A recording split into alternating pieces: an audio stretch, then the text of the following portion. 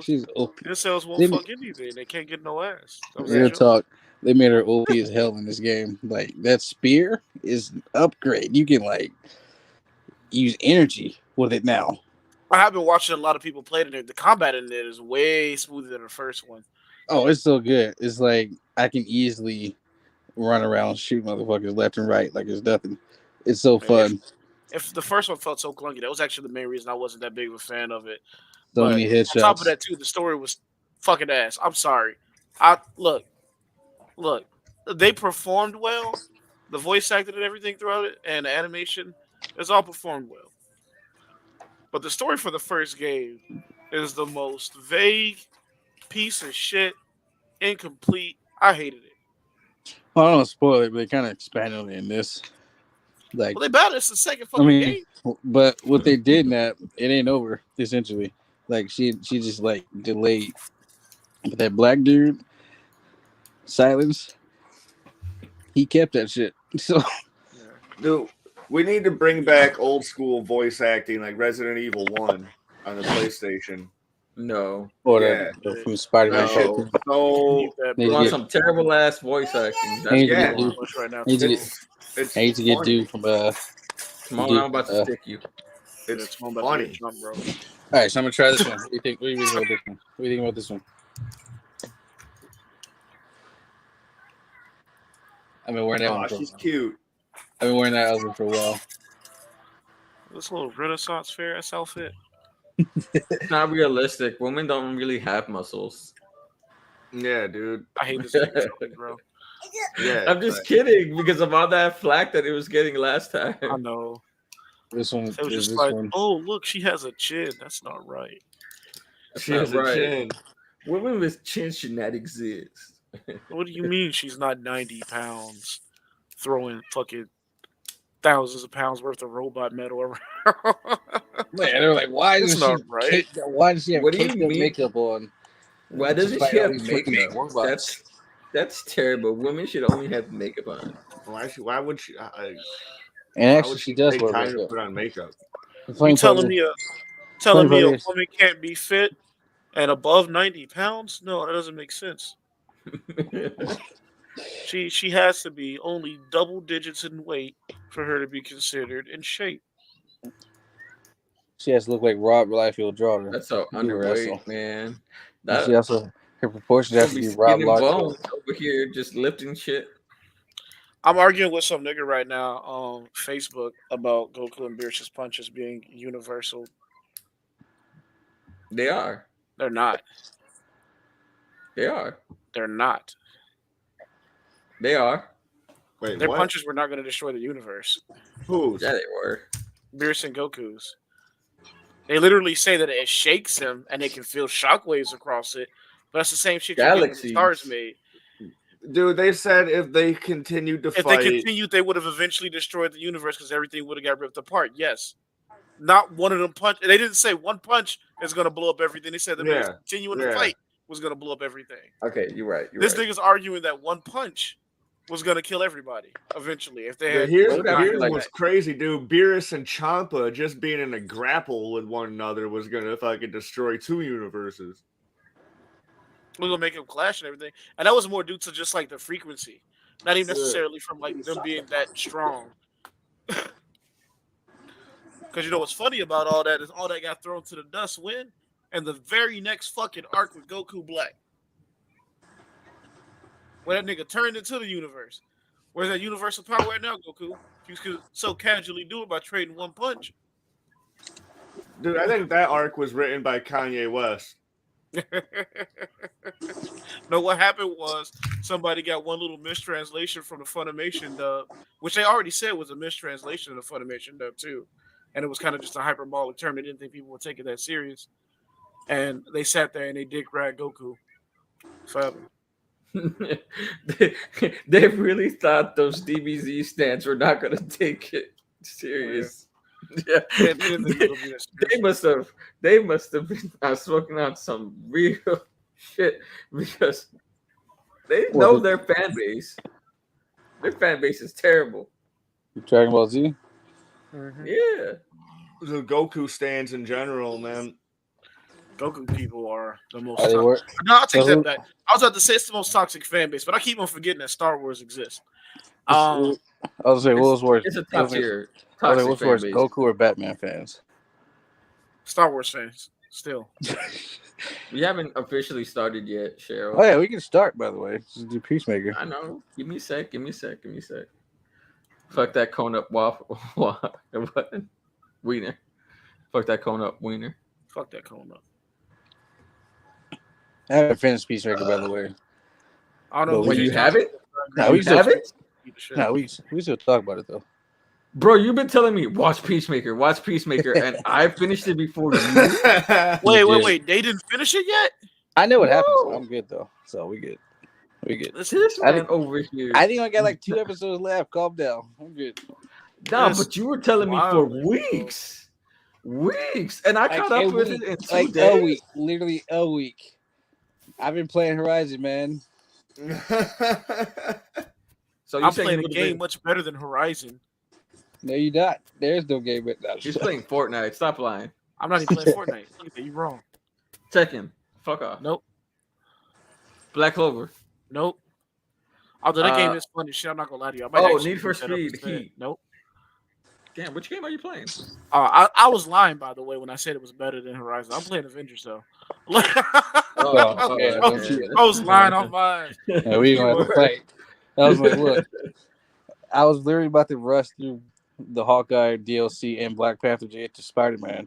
Then I saw him swing. I was like, fuck this game. Cheryl said, "Damn, Tommy, I'm at work. I need entertainment." You saying we're not entertaining right now, Cheryl? Damn. I heard Spidey ain't that bad though. I mean, I ain't got PlayStation, so I mean, it's probably just jarring coming from his game, though. And it's like, why the fuck am I playing this? I can literally just swing around for real. well, it was dumb of them to do it. I think it was dumb for them to make the PlayStation exclusive to begin with. That was a loss of money right there. I think I get what Jake's saying. It's like, why would I play with a mediocre Spider-Man in this game when I can play a better Spider-Man game on the Like, same console? Well, The because Spider-Man in the other game- fucking game though, you got like 9 other niggas that you can play with too. So you jumping people with your friend in Spider-Man. Like, not gonna let Avengers is legit a fun game. it is. But the problem It is that there's not enough content in it and everything else like that. Yeah. But if you're looking at it as just if you bought it specifically only for Spider-Man, then there's no reason for you to buy the game because Yeah. Insomniac exists. Because, like, But if you bought it for an Avengers game, then it's still like a fun alternative to like I- basically Ultimate Alliance. I remember when I went back to it, I was like, yes, because I was doing the Bishop DLC. And then Clint. So I was like, all right, I can do it with the story, and it's fine, you know? Mhm. But outside of that, if it's just the repetitive aim missions, just like, I can't. I'm good. Yeah, Alright. I think what they were trying to do was trying to make it like an interactive comic book type thing where they're just uploading pieces of the story and everything else like that. But then they let their like I guess how to put it, they let their window to like update content get a little bit too large. If they can somehow pop out, I guess probably maybe slightly less quality characters. So I'm not gonna lie to you too. They flex like a motherfucker when it comes to the combat system in this game for some of these characters. Because like Kate and Clint, even though from like a promotion standpoint, is a very dumb thing to put them back to back together, like a Hawkeye back to back. They play so Very different. You different. really can't. Yeah. Yeah. They It's play very so different. fucking different. I And don't so even like, I know think if that was a flex in itself. And I don't even know if which one I prefer, honestly. I- Because they both. they're similar enough to where you could get that feeling, but they do play extremely different. No, I was saying I don't know which one I like playing that's better. Yeah, I know. That's what I'm saying. Yeah. I get that. I think I definitely like playing Clint way more though. I didn't think I would after Kate was uploading. She was doing all that shit where she like teleports everywhere and Yeah, I was like, shoots yeah. all this shit and all that. And And Clint's Tony basically Yeah. Green Arrow. He's not. and Tony and Tony spent that whole DLC trying to fuck her or wanting to. He wanted to so bad. It actually made me kind of hype for some other. Oh my god, I fucking fell over. I'm doing the red room thing and I suck. This man kept saying, "Damn, Kate, you grew up." That's so gross. That's funny. Let me know when y'all are ready so I can start mine.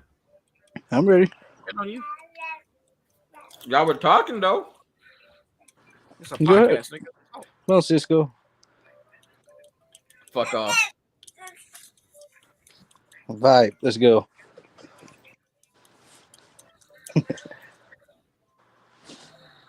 All right, y'all. We're live. We're live now. All right. Welcome to. God damn it, Timmy! You made me laugh. Hold on. Welcome to the Super Talks podcast. Today we're going to be talking about Peacemaker. Pretty much from first episode to end, like what we thought about it. With me today is my co-host Jake. What's up? And then we have our special guest, SuperWeiner. Hi. Also, at this point, I should say special host. Why do you say? And we have a guest with us today, Brian. What'd you say? I'm here, but I'm also a parent. Apparently, he's parenting. Okay. All right. So basically, we're gonna be talking about Peacemaker. So, what were your first thoughts of Peacemaker after coming out of Suicide Squad? So fucking Like when you first heard chaotic the good. Oh, first heard it? Yeah, when you first heard the announcement. I was like, why are they doing a Peacemaker show? Why Peacemaker? Like, Yeah. yeah, I think that's my first thought. Like, why Peacemaker? But I guess after seeing the Suicide Squad movie, I was like, oh, Peacemaker's kind of funny. I guess I can see it if they keep that same energy. But I still don't think I was really sold on it until I started seeing clips and stuff.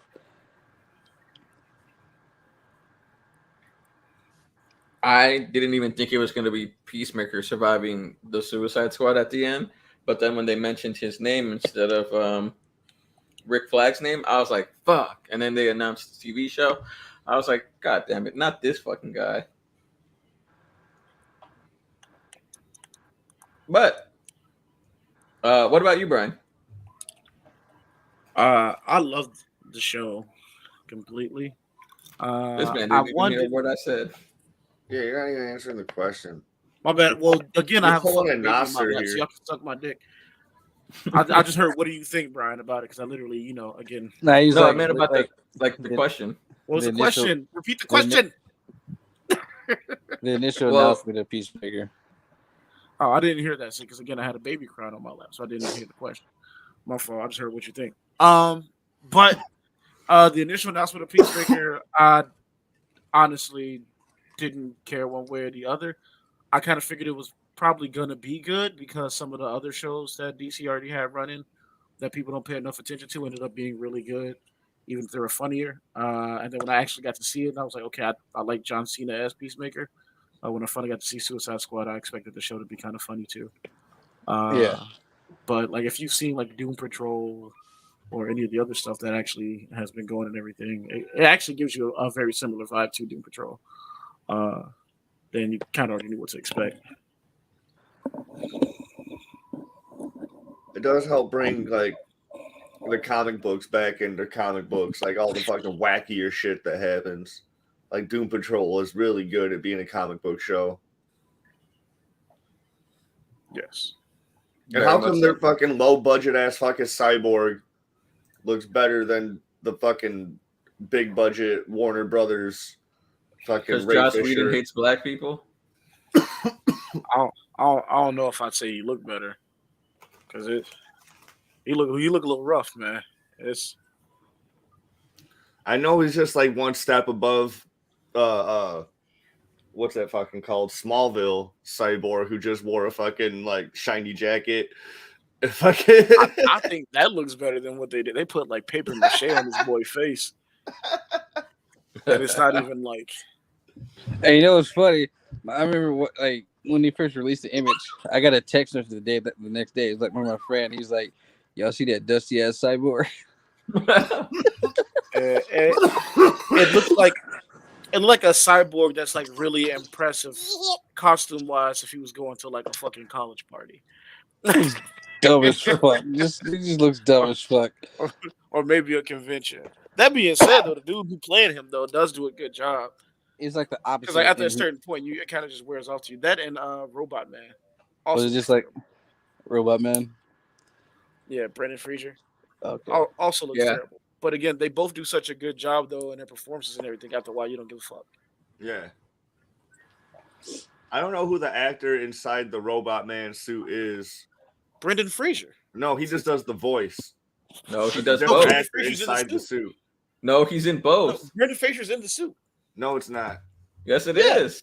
It's I'm him. gonna. I'm fact checking that He's right talked now. about it where talked he's about like that suit was stuffy as shit. Yeah. He's in the suit most of the time. Is he gonna It's be in only the like fire? when people like knock him around and shit like that, it might be like his stunt in there, but he's doing everything in that suit. Yeah. Is he gonna be in the Firefly suit as well? You said what was that? Is he gonna be in the Firefly suit as well? All right, dude. July 6, 2020. Brendan Explain. Fraser praises the actor inside the Robot Man suit. Oh. He said He's not in the suit. He's not in the suit full time. He obviously has stuntmen. Riley Shanahan. He's not in the suit full time, but he's in the suit. Hold on a second. We about to pull this up. Riley Shanahan is the actor inside the suit. His stuntman.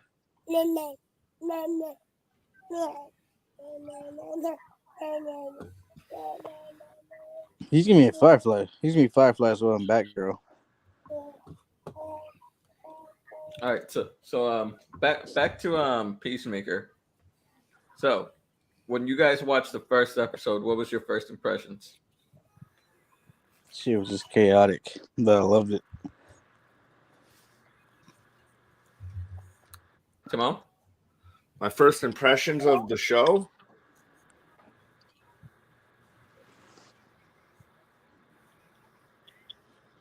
Yeah. Yes. Was that the question? Yes. Okay. All right, dude. No one said anything. Also, low key, Timon, like, you're right. I'm reading it right now. It says that he never stood in the suit on camera. He wore it a few times and everything, though, whenever doing like his little VA or at least a helmet to like get an idea. But outside of that, he's never actually worn it on camera. Oh, so that's what he was talking about the suit being stuffy. Yeah. Okay. My bad. Then you were right, Timmy. I'm sorry. Dude, like, come on, dude, fight me. But All right. But my first impression of the show, like first episode, I'm like, we'll see. They got old girl from Orange is the New Black. She's cool. What's her name? Tasty. Amanda Waller's daughter. They low key recasted a few of them too in some of these DC show projects because the old girl was also in Orange is the New Black too. One who plays Crazy Jane in Doom Patrol. Yeah. Yeah. But I was like, I don't know, it's all right. Because I think they dropped the first 3 right away, right? I don't know. I didn't start watching it till it was already 3 episodes in. I didn't watch it until it was already 8 episodes in. Yeah. So I was like, all right, I watched the second one, and then I was like, all right, dude, this is gonna be hot, dude. Like this. So, and then I didn't have time to watch the third one. I had to go to bed. Okay, so first episode, first impressions, it was I mean, it was good, and I'm like, I'll give it a second one. We'll give it a second one. Now, you know what? Right away. You know what? I don't know if I was just laughing my ass off the first one. I think that was Yeah, it was funny. I was like, but I don't know if we could just ride off humor. No, I know, Yeah. I get that. I'm just saying, like those first couple episodes, I noticed it was mostly laughing for me. But I think as it went on, it was just like it got less funny. Like not that it was bad, but I'm just like, okay, what's the story now? You know, if that makes sense. But I loved it overall. But yeah. Yeah, the first episode was hilarious, like him being in the hospital. Oh wait, actually, Brian, your first impressions of the first episode? So I also didn't watch it initially when it was first coming out and everything else like that. Me and my wife didn't watch it until I want to say maybe 2 weeks before the finale, if not the week before. But we low-key kicked ourselves in the ass a little bit for not picking up on it immediately. So the first episode though, funny as shit. We were tired as hell though when we first watched it, so we barely made it through our first try. But then we like watched it again the next day, and that shit had us fucking dying. the issue with working so much. But like it just seemed like it was going for over the top ridiculous a little bit too much. And that's kind of how I felt for at least the first 2 episodes. But it did start to get better like as it goes. Was the first episode the one with the fucking at first you think she's like a spy, but then you find out later she's a butterfly person or whatever, and they're like he's like talking about her records and shit. Is that the first episode? Well, you don't even find out what the fuck a butterfly is until like at first you think she's like some sort of like sleeper agent, spy, some shit. Yeah, I don't know. You just realize she's the fucking because at first she just seemed like some random chick that he fucking with, and then she snaps.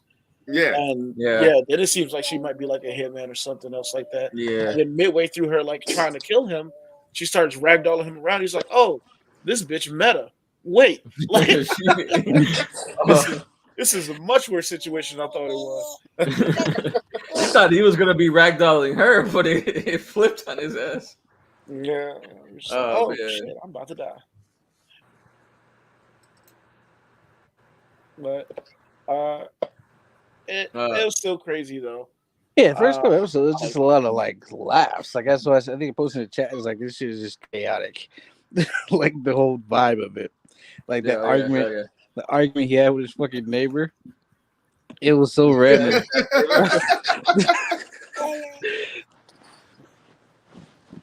And it's like I can't get over his neighbor being in the opening credits. Like that opening credits is so fucking great, but every time I see that old dude pop up at the end, it kills me. Like I start laughing every time. First, I also didn't know who all was going to be in the show. I knew that Vigilante was going to be a character that they brought back. I didn't know that Judo Master was in it until I saw the opening for the first time. Wait, what? I was like, "Is that fucking Judo Master?" What do you mean? Vigilante was in another show? He's an Arrow for a minute. Was he? Was he? Yeah. I mean, it was a fake out.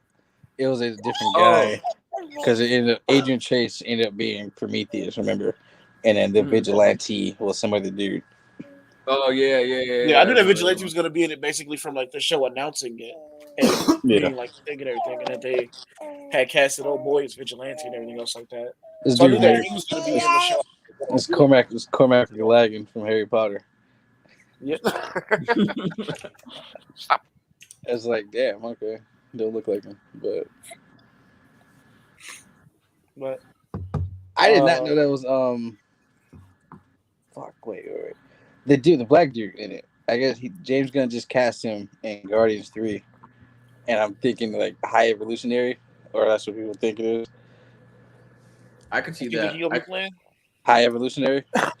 Well, okay, so here's the thing, though. Now he just announced that what's his name was going to be playing Adam Warlock. Yeah, and that threw off a lot of things for me because of all the other people that are supposed to be in it. But I think he's supposed to be a High Evolutionary, the villain, I guess, or whatever. Well, that's just well, see, but that also leaves me because keep in mind who all else is casted in it. Isn't Zac Efron still casted in this movie? No, as well as Christian Bale. In Guardians 3, yeah.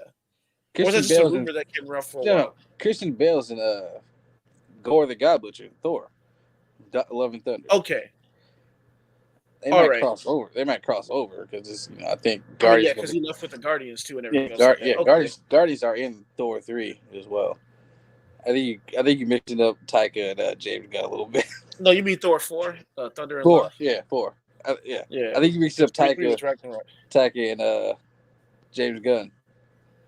Well, okay, so is James Gunn doing the new Guardians movie? Yeah. He's doing the last Guardians. So he's brought him back for it. But he's done after that. I think he's like, you know what? Fuck you guys. Well, okay, so the reason why I was getting Taika and him mixed up too on top of that is that when they fired James Gunn initially, they were giving it to Taika. Yeah. Yeah. They had announced that Taika was going to be doing it. They was like, nah, we're going to take it back and we're going to give it back to James Gunn. So that wasn't really it. It was just the casting, though. It was a bunch of rumors of who's doing what. And I could have sworn that Zach and Christian Bale were also slated for either that or Thor's movie, which both of them are pretty much going to be lined up in the same spot and time frame. I mean, that was confusion. But I don't see Christian Bale signing on for more than a one and done, just because how he felt about Dark Knight, and it was like, I'm not into this. Do you So truly just feel like Adam Warlock likes more than like a one and done? Not to mention, I honestly don't give a no, fuck. not what Warlock. Warlock I said I'm is. talking about Okay. Dude, Thor. once you sign on to the MCU, dude, you're signed on for life. They don't do contracts anymore. They own your brand, bro. Well, I think Yeah. they did say they're getting. I think they did say they're getting out of trying to make him sign for 6 and 7 movies. They did say that.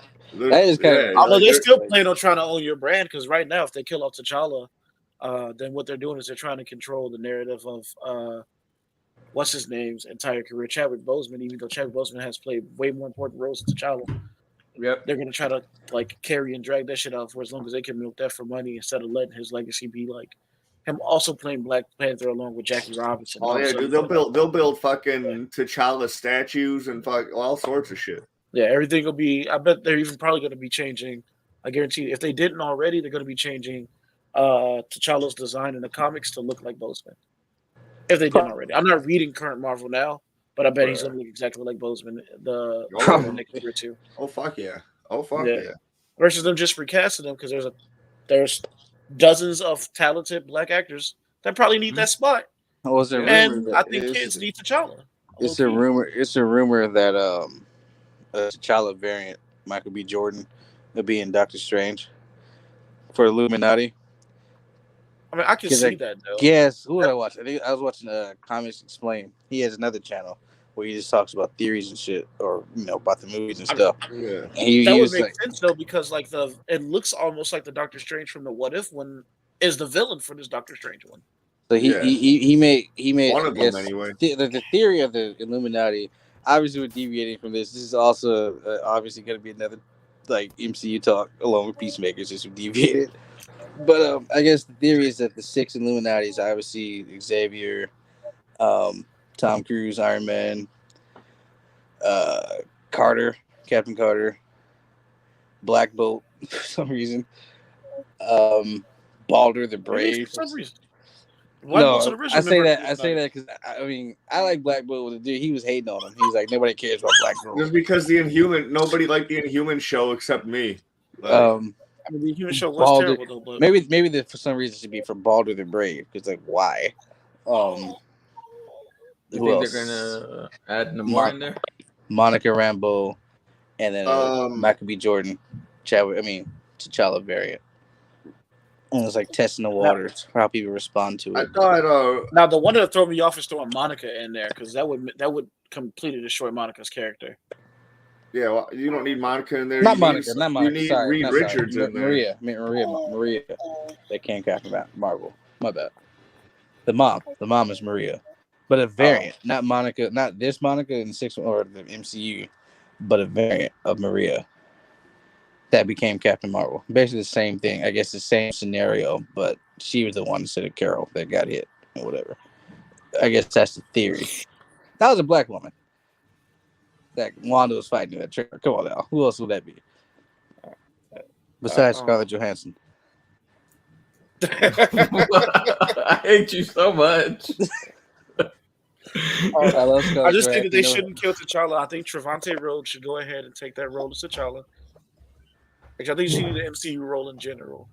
Well, with this multiverse of madness, they could give anybody the role of T'Challa right now. I know some people want. I feel like it needs to be Trevante Rhodes, though. Some people want the dude from Bridgerton. Like, nah. What? Not him. Bridgerton, the black dude. The light skinned dude. Yeah. All those women. He's really dark. That's why I say Trevante. All those women were like in love with him for like 3 months. We need an adulterated, they was making their husbands African nigga. They was making their husbands buy ladders over this dude just so they can fuck him on him. All right. What about dude from? But do y'all know who Trevante Rhodes is? Yeah. The dude from Predator and Moonlight and Bird Box. Oh, that guy? Okay. Yes. Yeah, okay. I didn't see any of those. What's the name of the dude from The Harder They Fall? Daniel Kaluuya. He was already in the first one, so he would be. No, not Daniel Kaluuya. Not like Keith. Dude that played Tick. He was also in Lovecraft County.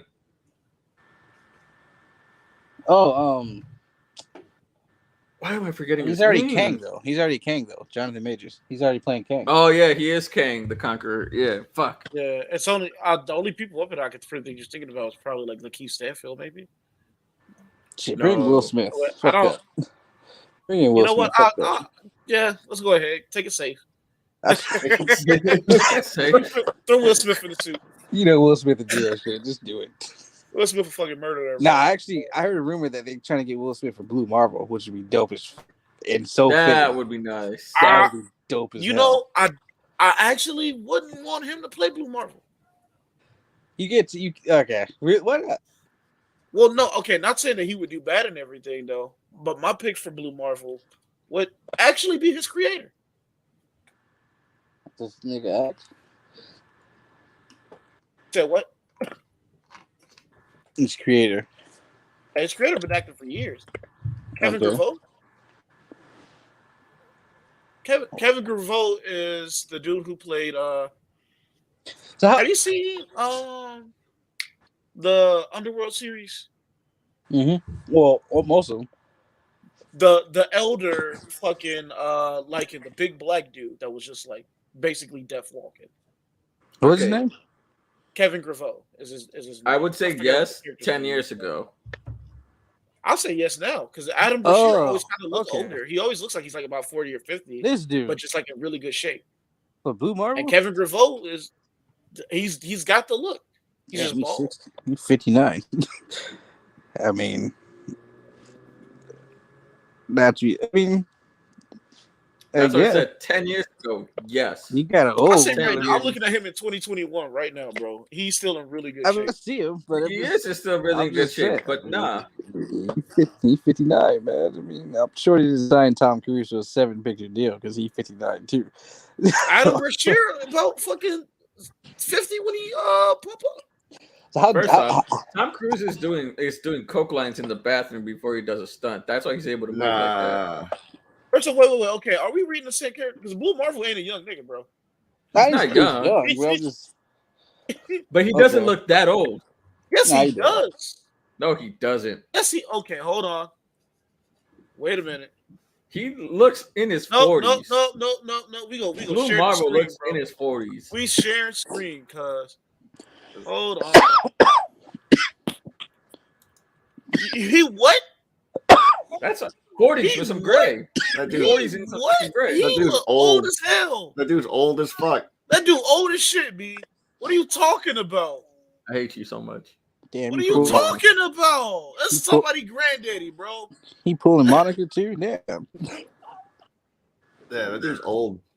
Adam Brashear is not a young. It's an old nigga, B. What's his What you creator talking look about? like? In his 40s. What's his creator look like? But pull I just him had up. him up a minute ago. Hold on. Oh wait, look, that's a good pick right there. Which one? Omari This one? Hardwick. Omari Hardwick. Yeah, Right that'd be there. Let's go about Amari. Actually, I would be okay with this too. I do like Amari in a lot of stuff. That dude's too young. But they go his creator though. Nah, I'm still on Will Smith, man. That's what I'm saying. 10 years ago, yes. Will Smith is like the Nah. perfect age for it, though. Nah, he can do it right now. That's not even him right now. That's This him is him like right now. that's not him right now. Okay, hold on a second. That's him like 6 years ago. Hold on. Let me see. He still had hair. See, I'm just kidding. He still has it. Everything I type up, pull up that picture immediately, bro. Let me see what's the last thing that he was in. Look, see, that's 2013. That's 2013 that you're looking at. I just pulled up something that was 2021. See, that's completely different than that earlier photo. Either way, he's got the He just looked like it, and he got the acting chops. He got the fucking. he got the gray. He got the gray side. Oh shit! What is that?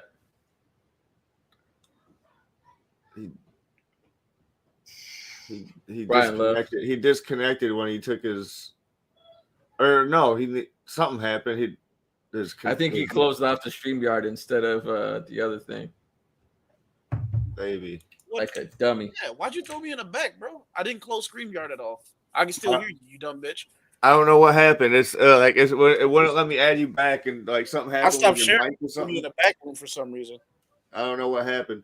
It said admin threw you in the back room. Oh, I'll take you in the back room, baby. It said you pushed me back there, Timon. Why you do that, G? I don't know how Timon his hate. wife would feel about that. Timon a hater, bro. I knew. All right, You so still got all let's that go. rock fruit in your blood, nigga. I can't.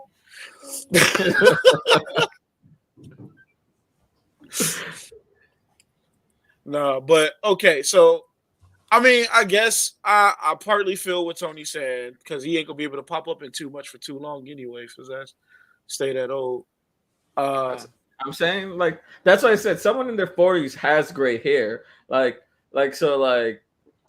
But there's other good actors in their 40s too, though. We don't gotta always just give everything to Will.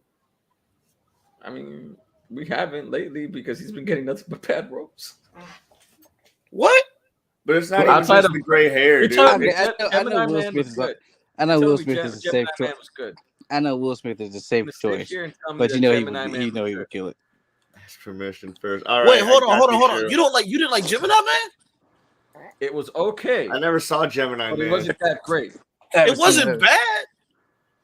You said all he's Exactly. been getting is bad roles in the last minute. So you're telling me, okay? So we about to. You said Okay, how long? wait. Time out. If you're gonna have dude do it, then why you just bring in Denzel instead? If you go that, I love my let's gray bring in hair, Cheryl. Denzel. Because I'm tired of Suicide seeing Squad. Denzel play the same character and everything.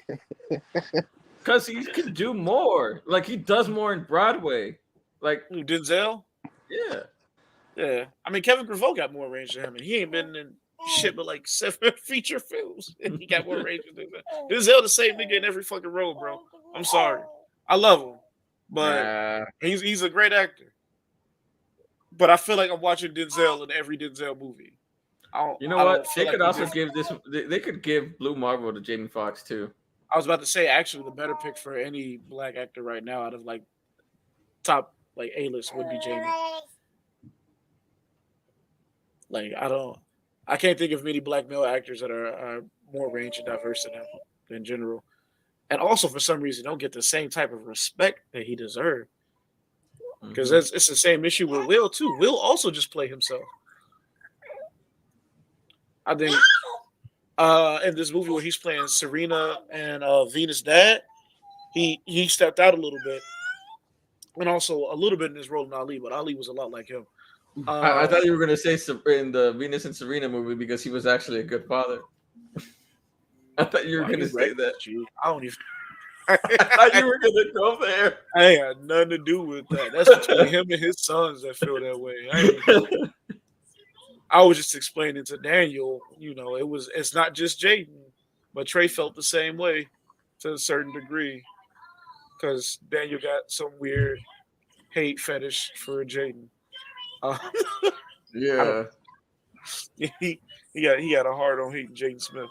Jaden And Smith. Justin Bieber. Yeah. but he also keeps trying to make Will a victim. No. Will was crashing Margot Robbie. We can't sit here and play like you're a victim. Exactly. Oh yeah, I mean, you watch Focus, you can tell they was all over that set. Focus, Suicide Squad, and then Come on now. it's not even the movie itself. The interviews. Yeah, you can tell. I was like, damn. You can Okay. tell. I just When she was talking to Jimmy Fallon, I was like, me, yeah. Me and my cousin came out of Focus. Me and my cousin came out of Focus. Like, is it me? Or was it fucking in that movie?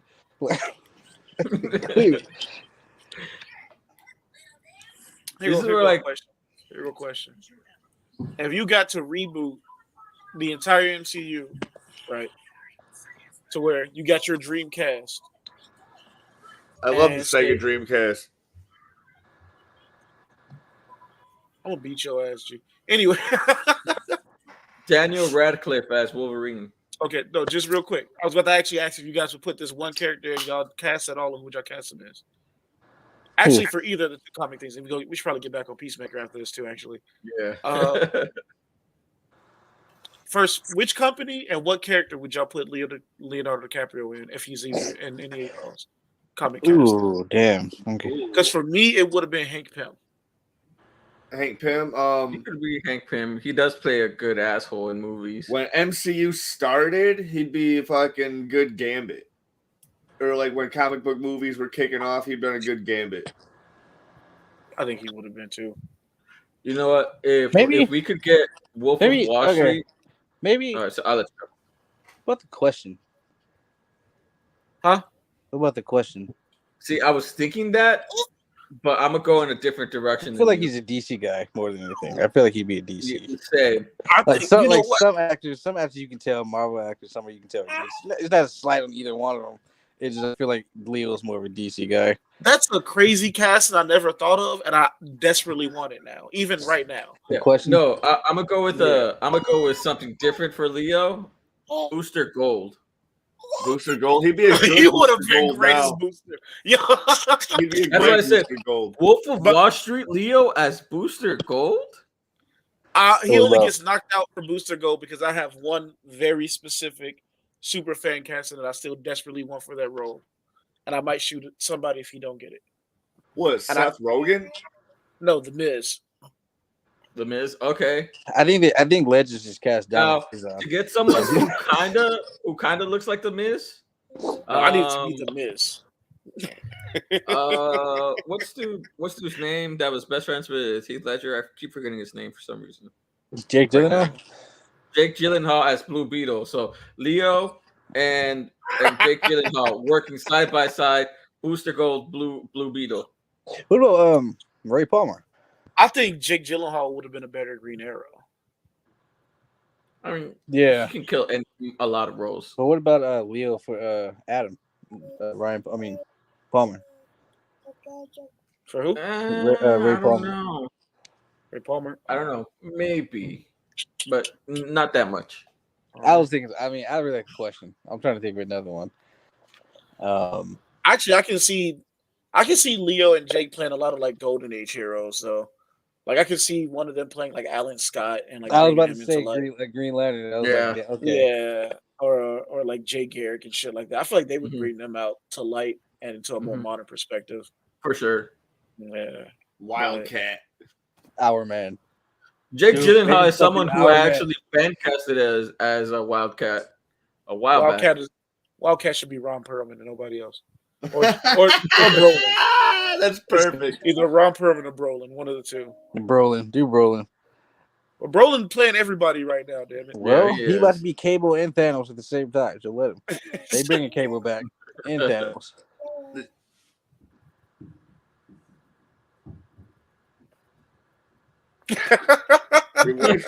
Your wife's retarded. Hey, don't talk about his wife like What's that. wrong? Like, will you get jumped? I'm just saying that was funny. Also, Leonardo Leo- DiCaprio only likes. Leo's too short to be 19-year-olds. Gambit. Leonardo DiCaprio only likes 19-year-olds. And they were like, that movie Don't Look Up is a fantasy about how he pretends to like women his own age. I haven't watched that movie yet. It's so good. Bruh, I did not It's realize so that was Kate Blanchett. I heard it Until, was like, bad from. I didn't realize some it was people Kate I don't Blanchett. fuck with anymore. I didn't realize that was so Kate I don't- Blanchett till Who they said got it's caught. bad? I'll name drop. I gotta call them some hoes. Not bad. It's just Specific. like if you just look at it as like a commentary. That's really what it was. All Yeah. right, Brian. Who's the other actor? No, I was saying. Well, I mean, I guess I can give you another actor then, but I was only talking about Leo. Like I could put him in either Oh, company okay. All right, Leo. Oh. Okay. because it was just a thought. I'm still advocating for John Krasinski, Mr. Fantastic. I just want to put that out there. I don't give a fuck if that's an I'll easy, support safe choice. That Krasinski needs to be read. I'm just saying. I support that. And I'm good with Tom Cruise as Iron Man. I actually really like I Tom Cruise was as Iron Man. heavily wanting Miles Teller to kill it for Reed. He Fortunately, could've. it didn't work out. He could. See- That cast. There's nothing wrong with that cast. It's just that movie. It wasn't. Now, That cast was so good. Tom Cruise would have been my 100% pick for comic book Iron Man, and I feel like it's now too late to do comic book Iron Man. But they might be doing Superior though. So he's just gonna be an extra asshole, and I think it's gonna be good for like a one-off thing. Good for maybe a one-off thing, yes. Or like if he or they But could it use will also ruin the they can use him character of Iron intermittent. Man. They can use him intermittently. You know, like intermittently. He pops in and out. If they keep the Illuminati around, and Strange is a part of it, then he's like, but you know. that would also still tarnish the name of Iron Man, which basically built Disney's whole foundation in their empire right now with MC. But who gives a Uh, fuck, man? We know That'd be already funny. all of That'd the be funny casual and the if children that pays them all their money. The kids ain't gonna want to be fit. Like the parents ain't gonna want to support a dickheaded Iron Man who's still a You see, dickheaded like Iron I was Man. talking to Ivan about this the other day. It's like they're making all this shit way more complicated than it needs to be. I was talking about the Spider Verse. It's like, well, why don't you just do they have to. Amazing Spider-Man 3 with Garfield? Introduce Miles in that universe. For some reason, you cast Chameleon and Craven. Like, what? Who's he gonna fight now in the MCU? So it's like whatever. So just have that So be had it be Miles' universe. He fights those villains, and then you have the Sony versus Miles. You know, if you want to keep Garfield around, you can bring in Gwen, and that's that universe. And then you have Tom Holland in his universe with the MCU, and then you can cross over when you need to. okay, so we gotta stop and we gotta understand something too, though, for a quick second though. But the main reason why they're not gonna, well, I think it probably would be a bad move for them to do so, just as a comic book fan, is because parents are definitely gonna backlash against comic book Tony Stark because comic fans aren't casuals, and we understand that. Basically, the reason why Civil War wasn't as good as the comic book version of Civil War is because they made Tony a better character They than humanize him a comic little book bit Tony. more. I mean, Yeah, if Yeah. they really, they it made Tony. really They did, made Tony human. They like didn't it's even have fucking Speedball in the movie. like it's kind of hard to really Well, say Tony Stark is a hero in the comics. yeah, no, But Tony isn't. And Civil War throughout. Okay, so the line that the era that they're bringing these stories into adaptation to is mostly Ultimate, and then a certain mid-2000s period of 616. That whole period, Tony's a villain in both lines. There's no ifs, ands, or buts about it. Tony is straight up a madman. Because after all the Civil War is done, it turns out he's the one who set Nitro up to begin with. He jumped off all that shit. And he knew what he was doing for the jump so that he could I get mean, that prison made in that other dimension so that he could start sending other people over there that were like political opponents for him too. Not just technically in the MCU too, but like in the MCU, they made it more like, "Whoops, I didn't mean for this to happen." Well, well, they just in made the it more. MCU, he's a fuck up though. That's fixing yeah, his that fuck ups. yeah, And in the comics, he's not a fuck up. it He's was making it all look like he's a orchestrated. fuck up, but it's Yeah, all orchestrated. He's doing it. He's doomed. Yep. He's, he's like a he's evil puppet master. yeah. He's fucking He literally Doctor said Doom and everything, he and set himself literally up to look like the hero. like he's admitted the only person that's smarter than him is Reed. Like that's the only. And I believe that. Right, and then like in the book, as soon as Reed was like, "Hey, I now realize what we're doing is fucked up," and then you low key been doing all this intentionally. What's the first thing that nigga did to Reed? Try to lock his ass up too. He was like, "We shouldn't be doing this." Stark. He was like, "Bye." Oh And then man, the other Tony person will who brought turn him on up you. real early it was Murdoch and Danny. And those are the first two people that he locked up as soon as it's the first two heroes that he locked up. That's when Yo, he I called can't him. wait. That's when he called him Judas, Yeah, right? I can't wait to see Tom Cruise Yeah. step up to Charlie Cox and feed him a pill and be like, "You can see now, bitch." You got eyes, my nigga. I'm down with Tom Cruise for like one off, though. I don't care. Whatever. I would. I don't think- as much, I would love to see it. Here's the thing, though. I don't think they're gonna full on go Superior Iron Man. I think it's just gonna be in like He's gonna armor be him in a concept, silver suit. armor concept only. That's all it Not is. gonna lie, I could It's see. gonna be him in a silver suit, and he gonna have some slight dickish lines though, but he's still gonna. And be he's gonna be genuinely- like better Not gonna than lie. RDJ's because like obviously he perfected the fucking Ultron thing that they were trying to do. So he's gonna be better and probably more full of himself. But I don't think he's gonna be like, I'm gonna make you addicted to this thing and then I'm gonna make you pay for it, bitch. I don't think you're gonna do that. And I do No. I do think though that like a lot of the changes that they made in the MCU were for the better. Like Killmonger, definitely way for the better. Hey, Very what? true. Very Killmonger. true. Yeah, Killmonger was never from Wakanda or had anything to do with Wakanda. He was literally just an angry nigga from Detroit. He wasn't even from Oakland. They had him from Oakland in this movie. Yeah, And he's that was from just because Oakland. that was just because Ryan Coogler from Oakland. Right. That was it. But in the comics, I though, it bet was you were literally happy just- about he was just- that. He was just Bro, an angry nigga from as soon as that Detroit. movie opened, it said Oakland, California. I was like, oh shit, Ryan Coogler got me. You got it. Thanks. He's doing his He shit was- for he the was- bay. He was less justified in everything he did than even Claw in the comics. He just pulled up and he was just like, "Hey, run it." And he's like, "Who are you? Why are you here? Why is he throwing hands with the king? Wait."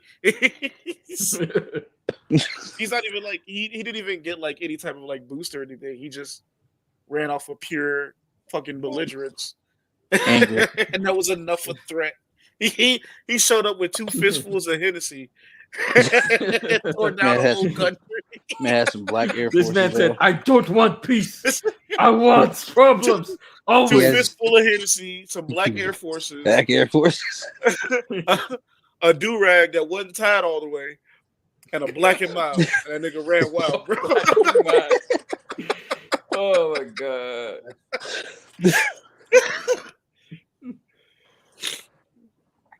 Could you imagine if they really laid out all this shit in the movies? Like how they were reacting to this? Like they just straight up The did ignorance that would ensue. comics. Like if they had never deviated from comics, they just straight up did everything. I think a lot of things would like throw them off. Now, I don't know who'd be received in the most wildest way between Hank Black Pym? Manta and Killmonger. No. So Hank okay. Pym. So Hank Pym, they definitely should have kept, but I think people would have liked that. Not necessarily like liked him being a woman beater, but I think people would have liked the movie still. Still would have been a good story. Even if I do understand that people go like Hank Pym was never meant to be a woman beater, somebody like mistranslated and everything, and it was thrown in there. Well, guess what? It's now canon. He smacked the bitch, and he's done it several times. So is Reed. They're woman beaters. Get over it. we do get the original intention wasn't meant to be because somebody meant to say he waved at her and hit her by accident, and the artist put in that he just smacked the shit out of her intentionally. We get that. But it's in there now. He beat her ass as part of his character. Dude, I think he even smacked her in the Earth's Mightiest Heroes cartoon. Yeah. Yeah, really? Yeah. Damn. Hank been on one, bro, and that's just what we've now expected from Hank. Hank didn't even give him a reason like Sue did. Hank got Hank be out here with a white tank top that he ain't washing 6 weeks. That's just it. You know what? I still can't believe that Sue and Reed are still married. You said what? You know what? I can't believe that Sue and Reed are still married.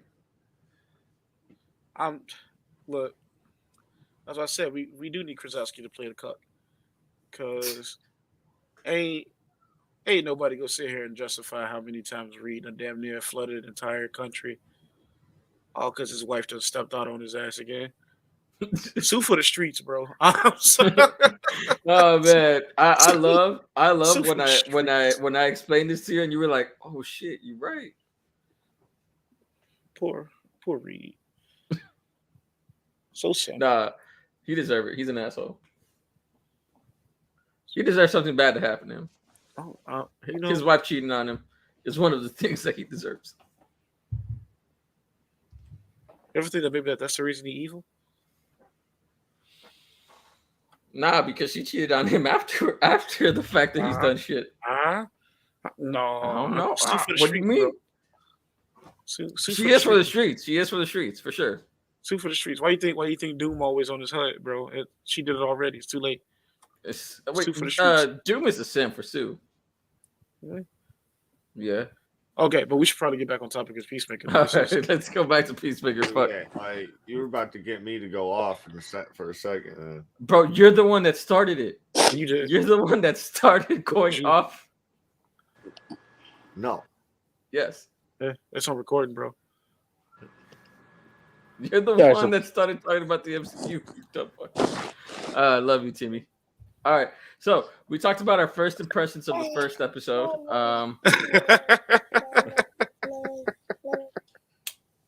Where would y'all like to go from here? Well, actually, I didn't even give my first impressions because y'all just moved somewhere else. You kept asking questions. Yeah. I didn't care about Peacemaker. Yes. Control your half of the show. Yeah. You're the one that went off topic on your half of the show. That's what I do. Control your half of the show. You bitch. I swear. I hate your ass. It's now time to get both of them some oversized boxing gloves and just put it out in the yard. That's okay. Macho content, just instigating people beating each other ass. Brian gonna be like in the background. You gonna let him say that to you? We'll talk about your sweater like that, bro.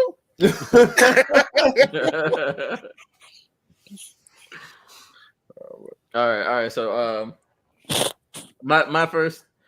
Oh, I kind of said mine already a little bit. But yeah, like my first impressions was the playing on the whole, like calling him a racist was hilarious. The entire half of the show. Actually, I want to step in and say I think it was me who deviated because I just poked in and said that a black dude's playing High Evolutionary. So I think it was me actually. No, because I was like, they started talking about because they were talking about Thor: Love and Thunder and. The joke was it was low key all of us and nobody truly checked anybody yet. Like, I didn't check anybody yet, so like I let y'all talk about that for a long ass time. I wasn't saying anything until like the last 10 minutes of it. Don't shake your head, Simone. I see that old pizza box in the background. Pizza box. I don't know what that is. I think that's a pizza box. It looks like a pizza box, but it's not. All right, so first impressions. I loved how they played like the hospital scene where he was like, "I get to go." That's a long box lid. For his comics, because he's a fucking nerd. He ain't got nothing in there. He don't read. I don't read them. I have a bunch. I he even front. He was like, I don't even read. I just look at the covers and pretend I know about comics. These are pictures, man. That's all you need, bro. That's all you need, pictures. It's a visual medium. Bro, I didn't read The Dark Knight. I fucking took it in from the pictures. All right, you don't have to read The Dark Knight when there's a fucking cartoon. So, I guess my question is too: who was your favorite of the cast? Honestly, it's a top 3. It's like John Cena's Peacemaker, and then the daughter, and Vigilante. Adebayo? Yeah, Adebayo. What about you, Tim? What's her name? Harcourt. God damn it, Vigilante. Vigilante was just fucking retarded. Fuck, who else?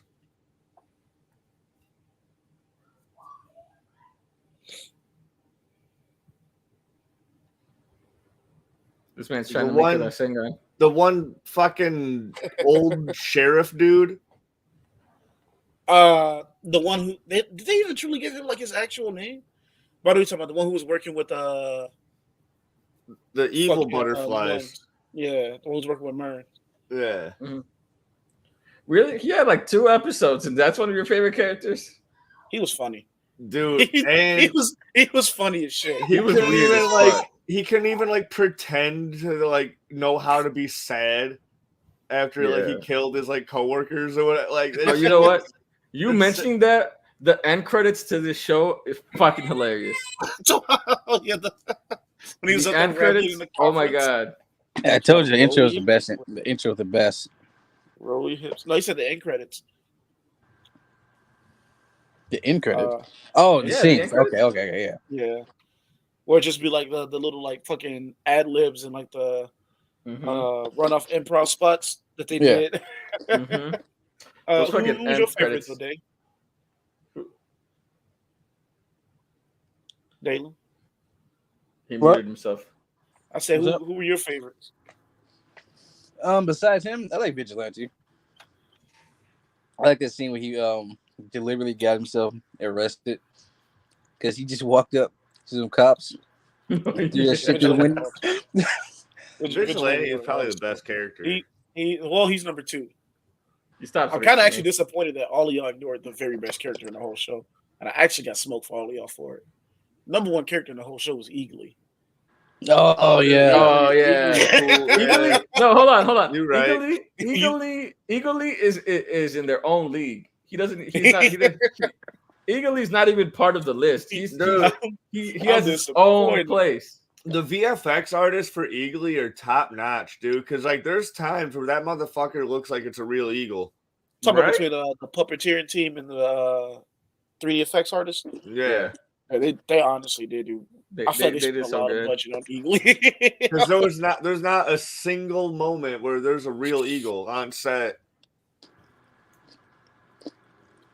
But it looks so real. I want Eagly in my house. I want Pet Eagle. That hugs me. Yeah, exactly, bro.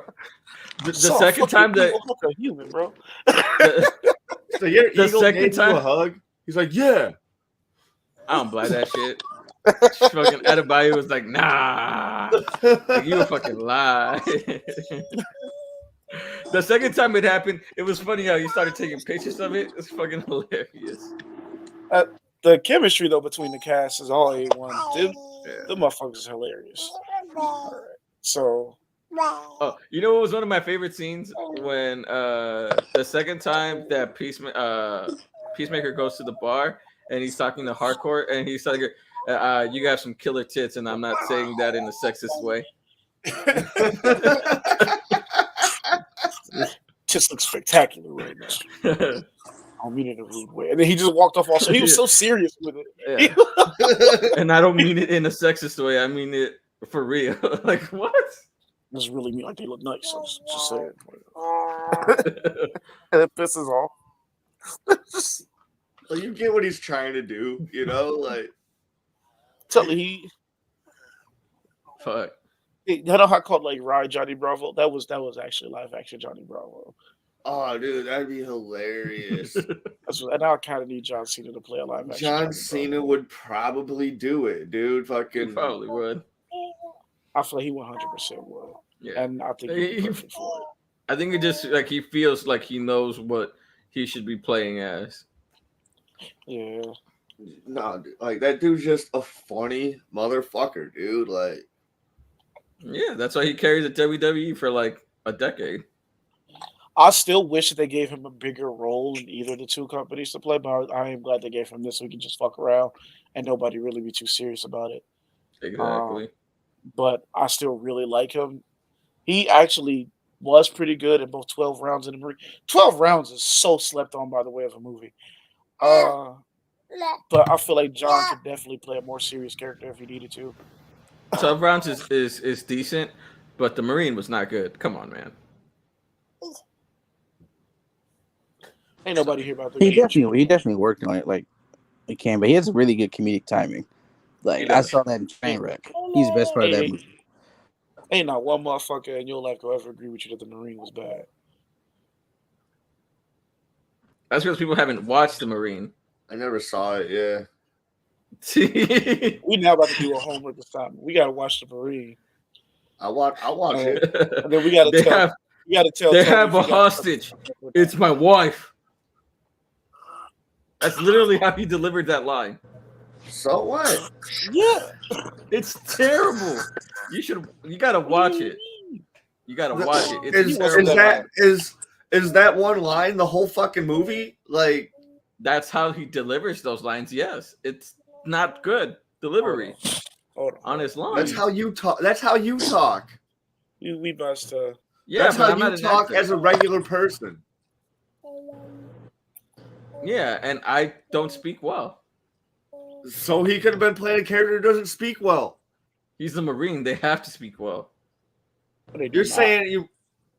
I'm lying. They don't have to speak well. But I've heard him speak before. He can speak well. Like in WWE, he has like a lot of good fucking what are they called again? Fuck. Why am I forgetting these terms? He had good what are they called? Well, okay, so first off, do keep in mind though, this would have been early in his WWE career anyway. He probably would have been going like 3 or 4 years. Yeah, he was like in his like 5th year of WWE, of being like WWE champion and shit. Yeah, so he went from one style, like a whole different style of acting to another, and you you expect him to be great? I'm not expecting him to be great, but I'm not gonna grade on a curve. You know what's hilarious too is that all this shit he talking about. I'm going through the information on the Marine and everything else like that. A lot of the cast came back for fucking Peacemaker apparently, because the dude playing his dad is also the main villain in the Marine. Which like that was it was surprised. Like at that time, that dude was like getting a lot of roles. So like I'm surprised he did the Marine, because I was like, this is a top tier actor. He plays a lot of good villains. Like it's crazy that they got him for the Marine. He was one of my favorite characters in Peacemaker too, man. He was so fucking over the top racist, and it was. Did he play? Did he play the dad in Bridge to Terabithia? Was he the dad? I don't remember if he was the dad. Okay, so first off, I forgot how terrible trailers were like edited in the early 2000s, and just how ridiculous. Oh my god! That being said, the lines that Tony's shitting on are literally in this trailer, and he delivers them fine. He doesn't. They don't sound robotic or like he's reading from a fucking panel or anything else like that. The like it's my wife's fucking line is literally in this trailer. I'm just gonna share it. It is in the trailer. I'll say it is. That's what I just said. It's in the trailer, but like, there's no issue with it. You just being a snoopy bitch. That makes no sense. Hold on. Let's go drop it up in the chat. Y'all go watch it for yourself. I'm a crip walk all over your dead body. But action movie fucking like trailers it's so chaotic. I don't know what the fuck going on. That's fair. That being said, okay, so they all listed off who their favorite characters were and everything. None of them said Eagly. They all forgot Eagly, so I mentioned them. Bro, I thought Eagly died. How can you forget him? My wife said, "How the fuck y'all forget?" No, I said he's in his own thing. He doesn't.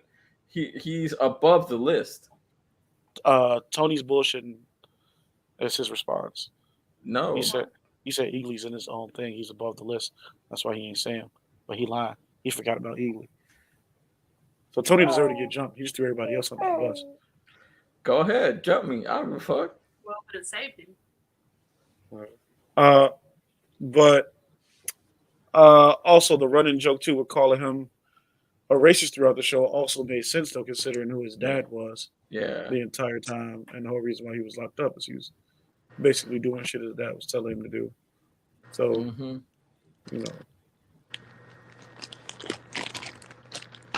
you're only putting hits on people that your dad told you to kill. When his dad showed up, I was like, "Damn, this man is racist as fuck."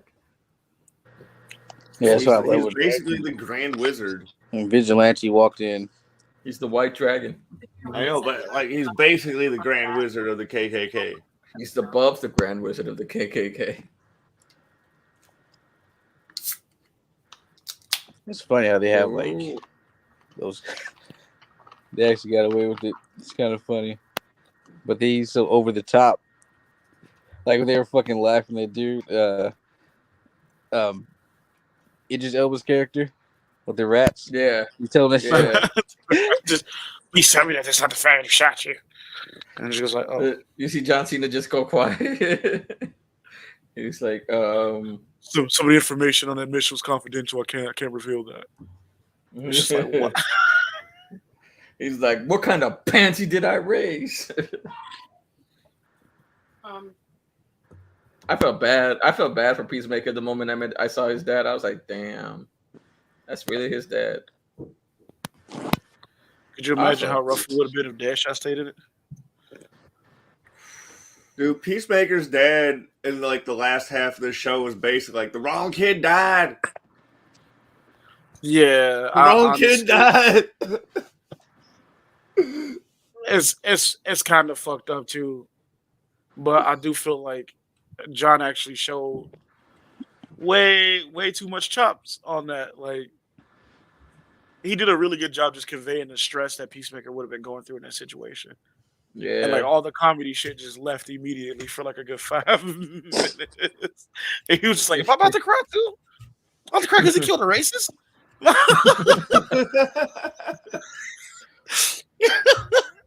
Look, I killed a clan head, and I got a tear in my corner, corner of my eye. What the fuck? It's like, damn, I'm crying over here for a racist. I mean, it's a racist, but it's also your fucking dad. But it's a like it's. Would have been crying for John though, not for the actual race. Yeah, we were crying for John's mental Chris. health. That's his character's name. But yeah, He shot that motherfucker for eagerly though. Somebody said MGK covered Linkin Park, and it's so bad I'm literally crying. No, he covered. Are they talking about his Numb cover? Yeah, I heard it's bad. Now we got. You know what? Numb a long time ago. At least back when. Time out. I just heard him cover Misery Business the other day. Remember I said that TikTok? We got to fight. Yeah. Okay. So stop. Okay. So I'm gonna pause for a second, real quick though, just to call out fake fan bases and bandwagons for a minute. He covered Numb back when Chester first died. That's what I heard. And it actually was one of the better covers of Numb. I actually did hear that. People were praising it back then. Dick wrote that for a good minute after, and now that it's fun to shit on MGK because he got buried by Eminem, people are starting to go retroactively and fuck with some of his shit and everything, saying, "Well, this was bad the whole time." And it's like, no, you being a fake bitch.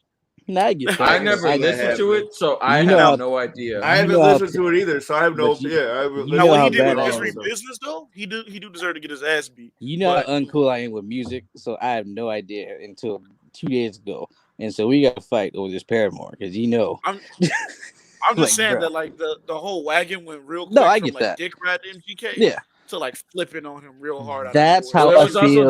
That honestly, that's how I feel about Dark Knight haters. It's like y'all was all on Nolan's tip in like 2012. Now what is this? Okay. Oh, you mean there's also that shit that I've always been a Dark Knight hater. But I swear to God, I never seen so many people hate until Ben Affleck was cast. I was like, y'all was on Nolan's tip all up until they cast Ben Affleck. Here's the thing. I like those but I've always been a Dark Knight hater. They're good movies back in like 2009. But I don't like Christian Bale's Batman. I get it, but I'm just saying, it's like the same thing with Garfield.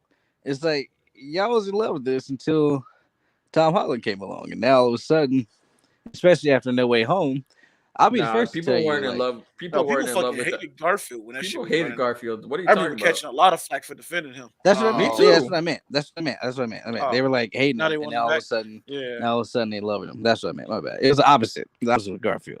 Yeah, because everybody was just like, this ain't Toby. That's I was trying to show people the Garfield movies, and they were like, "Fuck this new Spider-Man." I was like, "What, dude? He's awesome." Don't get me wrong. I like Toby. Like that's he'll always have a special place there. I mean, call it nostalgia or whatever. I always love Toby, but Garfield, I think obviously embodied Spider-Man. And so I think he might be the most comic accurate Spider-Man. All just like Spider-Man, for sure. like, Comic accurate Spider-Man. He feels like he works in his own world, but Tom Holland doesn't. If that makes sense. Because Tom Holland doesn't work in his own world. But I'm just saying, like he can, like Garfield can still operate outside of it. I don't know. Never mind. Well, no, I get what you're saying, though. It makes sense because Tom Holland, like his Spider-Man, was introduced and already in a world full of heroes. Yeah.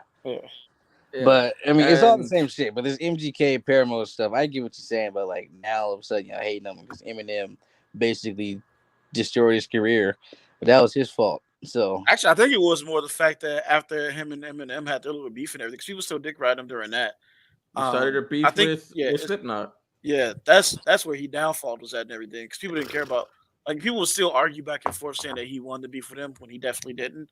No, he didn't. He switched genres entirely because of that. Yeah, when he switched genres and then had the balls to say something about Corey Taylor, that's when it was like, "Hey, you that's OG right there. What are you talking about? That's the OG. Yeah. Like, why would you start that?" It's like Eminem went a little bit. Eminem went a little bit too hard, and he didn't even go that hard. I was like, "Damn, this is your fault, bro." Well, it didn't matter how hard Eminem went on him, though. There was still going to be haters saying that MGK won because at the time that MGK took his shot at Eminem, it was popular to hate on Eminem right now. Yeah. But I mean, so no matter what was going to happen and everything, MGK definitely was going to get a W from that beef with Eminem, no matter how bad he threw that nigga through the dirt. But that's just like generationally, who's backing MGK versus Eminem? Like realistically, come on now. There's people that'll back MGK, but it's just going to be like his small following. That's what I'm Yeah. saying. It's like I don't know. One Anyway, of my leads at work is a big MGK fan, so he I'm would have trying to been figure good. out Oh, don't get me if wrong. MGK can make some good music, and I like some of his features and verses on a lot of stuff and everything else like that, though. But he had no I'm business not. stepping up to that I point that he mean, should have. yeah. He I had no mean, business I on. wish he didn't. I wish they It was stopped talking crazy about. because he was finally getting back up, and then he had to start that shit with Slipknot, and I'm like, bro, you just came back down again. What are you doing? I wish Right. he stopped telling us about their relationship, but it's just some things we'll need to hear about. But I also feel like something similar might actually take off with like DC situation as well. Cause I think after Pattinson's Batman, we're gonna see out of nowhere a whole new love for Affleck's Batman. I think actually we're about to start seeing it because a lot of people straight up hated on Affleck's Batman and everything else like that, and I think that's gonna be what the whole big situation that the DCEU I'm is gonna have just to face glad. in general is but to try to see, find who they're here's the gonna thing actually though. start until he converts.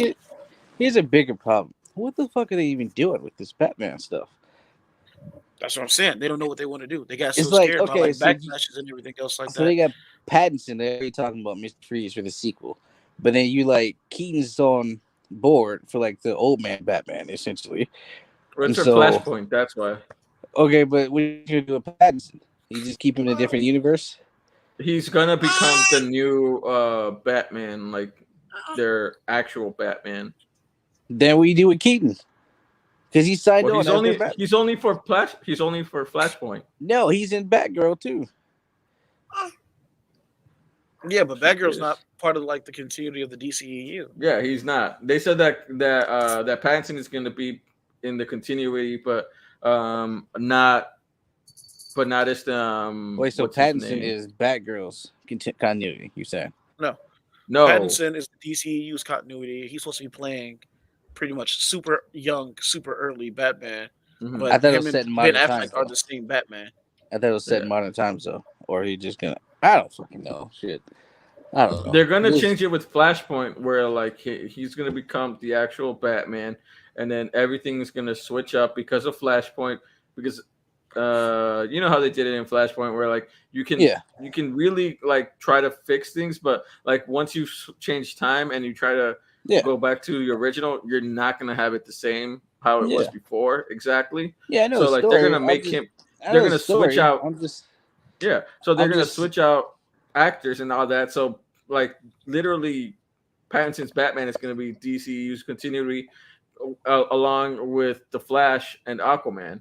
Yeah, but I'm No, but saying they signed on Keaton like long term. It seems like they said like he's on as the Keaton's the DCU Batman. Batman. They said that way back when they cast him. Well, That's what they're I'm probably saying. yeah, but gonna that's make with a whole Batgirl. Flash. They're probably gonna make like a whole thing about Flashpoint and Batgirl. Like they also said previously before even signing on Keaton that they are gonna make non-continuity movies. Yeah. Because Not like to when mention they too, the Flashpoint is also going to have multiple flashes in it, so Grant's Mhm. also going to be in it too. Yeah, I know that. Yeah, So like, I think Keaton's Batman, same as he is in Batgirl and everything, is still just going to be that timeline for CW show Batman, yeah, as well as it's they might just also probably bring back gonna the be continuity Thomas Wayne for whole yeah, I time. guess it might just wait also to. relate to the continuity of like his Batman movie I guess Yeah, when just he was waiting, actually Batman. waiting to come out because I'm just. Yeah. You know what? I don't know. I think like Yeah, 2 years ago, I stopped trying to figure out what DC's trying to do. So maybe I just need to go back and just it's not wait. that difficult. I know it's well, not, but still, I'm just like, we I basically think got it's to just all judge everything why do we from the have not Flashpoint movie going forward, though, because like they got so scared and shut themselves at people's just basic generic hater reactions you know that they what? fucked up their own timeline. I would say that. I think people yeah. way overreacted to like BBS. Know that. Like after that, okay, I'm not gonna sit here and say I love BBS because I didn't, but I feel like they could have course corrected if they just kept going Yeah, instead of trying to do all this that bullshit. theatrical cut was like a 5 out of 10, and then the big It longer cleaned version up a was more of lot, like a and it's like, 6 to 7 out of 10. but I feel So like if like they it had was like just a point But better. also, I it feel was like if they had just stayed course, it would have been fine. Like, just keep going with the Yeah, slate. What happened to Cyborg and Flash and Aquaman, like Shazam, all they that they shit? didn't know how to react to because low key a lot of the like okay, so again, BVS and Justice League weren't the best when they dropped. But also a lot of the complaints though about it had nothing to do with what was wrong with the movies and were just straight up lies. So like the big one that I heard the most specifically about Batman's whole situation was that Batman shouldn't be cracking one line jokes. And I was like, you niggas have never read a Batman comic in your life. Batman's Never funny as watched fuck. a It's Batman fu- He made some cartoon. jokes. It's funny because like I saw what's that black dude that on Batman's TikTok? best friend is He always one of be, the. that black dude always screaming on TikTok. The comic dude, he's talking about that. He's like, I wish they would stop showing that one side, the dark brooding of Batman in these movies. There's like so many other sides to this dude. Talking about Straw Hat Goofy. No, not him. It was some other guy. He's younger. I think it was him. But anyway, he was just talking about like that's not the only side of Batman. The dark, brooding, depressed dude. That's not all Batman. You know. Meanwhile, they're Batman's doing an best emo friend is one of Batman. the funniest people in comic books. Alfred. Alfred be Didn't roasting the shit didn't he say? Yeah, he Didn't is. he Alfred's say? one of the funniest people on fucking earth, man. But didn't Bruce was Bro, like he talking to be- Harley You Quinn need in help with something? the animated series when that blimp blew up, and she was like, "Puddin," and he was like, "At this point, he probably is." Oh yeah, I Funny. forgot about that. Oh my gosh. Hey, that shit have me dying, bro. People don't Also, know. two people used to roast the shit out of Batman in his own show. Yeah. Hey, chill. Here's the thing about Warner Brothers that they're not understanding about, like, because they're trying to like be as big as Marvel as fast as possible. Is that Marvel, That was the problem. Marvel was a slow burn. It wasn't as big as it is now. Like right away. It took almost a decade for them to get this big. I didn't take that long. You know what they need to do actually. No, it did. This- It was almost a decade. This is how. Selena, chill. I'm trying to talk here. You're being rude. She's like, I don't care about your point, Dad. You're being real rude right now. Okay. She's got a this, better point. This She's is like, how. Dad, you're getting it wrong. Hold on, let me This is correct how you. DC could have fixed everything early on. Whenever they started getting unreasonable hate, they could have just pretty much put the directive and creator team of Teen Titans Go in charge of the entire DCEU. Yes. Just to fuck with I everybody. would guarantee- love that so No, much. it's not. And I'm not even saying to make everything Teen Titans Go. I'm saying have them in charge. Because you know what would have happened? None of them fans would have gotten any of their shit like actually like validated. They wouldn't Yep. have backed into a corner. They wouldn't have been so bitch with Yeah. everything else like If that. They would they- have put themselves in a You situation. see, that's the They They would thing. have just fixed their That's the issues thing. and they would have Yeah. pushed forward. Very rarely that I'm like, okay, like Sonic, that pressure worked for the better. But But it doesn't always work for everything. yeah, it's like you especially can't for- just bitch your way into every little thing. You know, you cannot do Mm. that. Sonic was a Dude. rare thing that needed to be changed. Dude. So what the fuck was that? No, but When they first showed it. Brian just had a genius idea, dude. Like, because what makes Teen Titans Go so genius is it's people who give a fuck about the source material who are able to make a such a good parody cartoon.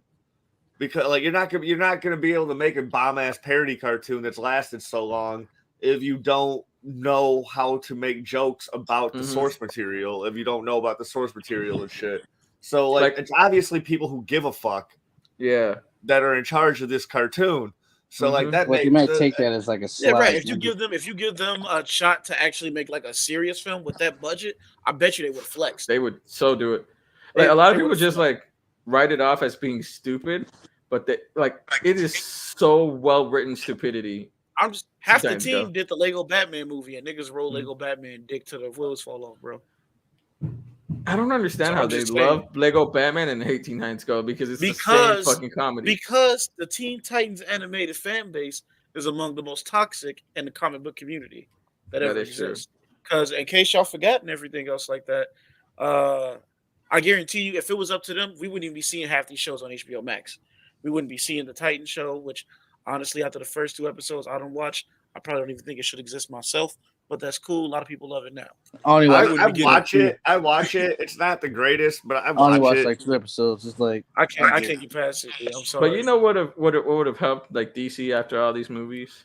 But Is like if they would have just thrown in a 8-episode series of static live action and then gave him his own movie.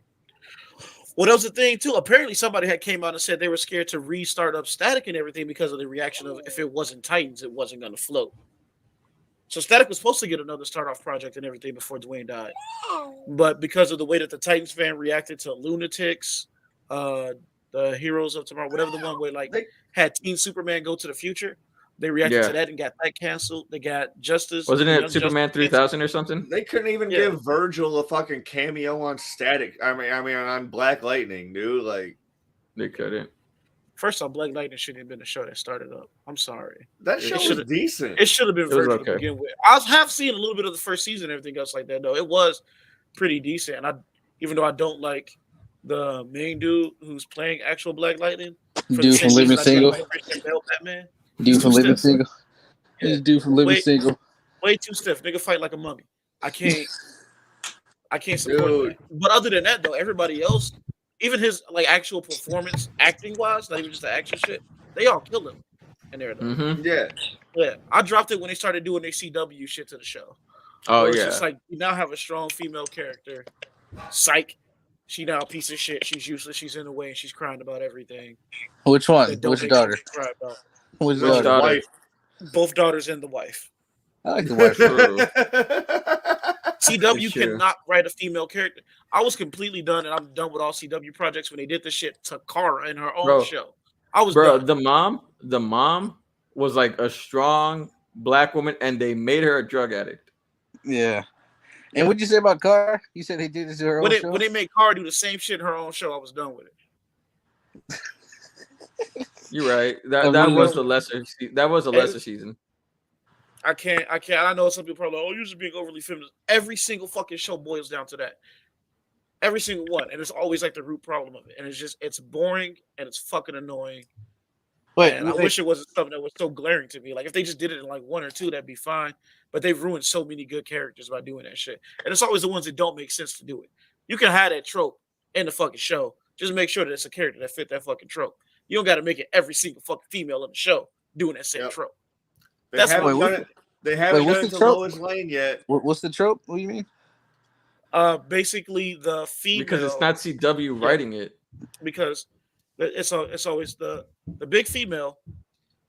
For some reason, regardless of how strong this character is or anything else like that, there's a situation now that's going to be dangerous and life-threatening. You know, the same shit that they've been doing every day.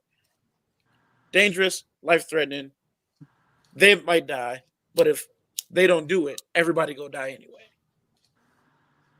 For some reason, the female character is now completely bawling over tears and almost sabotaging the mission. Iris. Because they don't want this person to do it. Iris. She didn't try to sabotage it. Norma. She didn't try to sabotage it, but this man had to go into the fucking Speed Force so the planet wouldn't explode. Basically, because of the fucking Speed Force storm. And when he got out of it the next season, she's like, "How could you leave me? You just went there and left me right there for the Speed Force." It's like, and I was like, "Bro, they did it with fucking die." Iris. When Iris jumped on, when Iris first jumped in the picture and everything, she was like, "Go do that shit, Barry, or we all go die anyway." Now Iris is like, "Don't do that shit, Barry. How about we all just die for no reason?" Yeah. Fuck Iris. They did the same shit with Felicity. They did the same shit with Felicity in both shows for some reason. Like, first of all, he needed there was a scene in the crossover where Felicity and Iris were doing a mission together. I'm like, well, that shit's not getting done. He needed a pep talk from her. All he needed a pep talk from her, like every 6 episodes. He needed her to pick him up. That shit that y'all mentioned about Iris, I would have been cool if if Iris would have said, I still feel like I feel sideways about that shit, but I know it's within me. I am upset at you, but I know it's wrong that I'm upset at you. That would have been a lot better. No, it wouldn't have, because he was probably. Yes, it would have. She was probably the main thing on his mind when he did it. And yes, it's like, she was. Dude, but she could say that it's illogical. What I'm saying is that she's gonna say it's an illogical thing, and I have to work on it. They kind of did that shit to Caitlyn too, a little bit, when Ronnie had to go in. Firestorm had to go into the Event Horizon and like separate, and it was very like he was gonna kill him. He did kill Ronnie, but she's like, Ronnie. For you. She's like, Ronnie, you die. I want y'all to think about now. Are all of y'all caught up on the CW show so far? Because I'm not. I am. I dropped. I think we kind of like. Like Mostly. we Can just you talked name about me it. one female character they didn't do that with? Within the first season Well, of introducing that same female character. I don't think they did that with Laurel. Like she didn't Yeah, No, necessarily. they they did. made They turned her. her into a drug addict. Well, They turned her Sarah. into an Okay, alcoholic. okay, Sarah and Alex. No, Alex kind of Sarah and fucked up Alex at in the which end. series? Alex kind was of. like reeling Al- because of breaking up with her ex fiance. Yeah, they turned Alex into wanting to be a mom, and she couldn't deal with relationships and crying a lot. They did. Yeah, they did that with Alex. well, they. Sarah was reeling about her dad dying. You talking about them being like?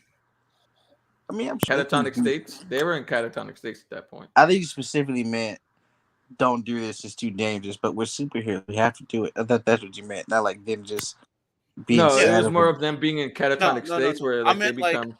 I meant like them basically being to the point of where like don't do this because it's dangerous. Yeah, You're a that's what superhero. Oh. You not, do this not shit every like Oh. day. just Oh, okay. Yeah. All my right. dad died. I'm sad. That's like Yeah, Well, I Alex just did do that. yeah. So that's a whole different story. And everything Sarah that's did that to legitimately explaining Laurel. everything because she's in distress because somebody died. no. I'm He's saying they do this shit where out of nowhere the fucking Yes. female character now goes attached to whatever male character she's attached to. It don't even got to be the lead because they do it with every single female character. They get attached to Sarah, whatever character it is they get attached to. But then there's a situation where now that character has to risk their life, otherwise everybody dies. So it's not even like they going out their way and everything; it's they trying to save themselves and everybody. And they, the female character basically tries to sabotage it to stop it. like Iris. He's the fucking Flash. There's literally no one else that can do this. very Basically, true. But like that's why I that type said. of situation, and everything else like that. They No, do how that do they with deal almost every how- fucking important female character. But when they do And it that's with what Kara, I'm talking about. Kara always did. Kara always just did it herself. Like she That's would why always even grab though it. Stargirl and Superman and Lois are played on the CW, they're not CW shows, and that's why they are written so much better.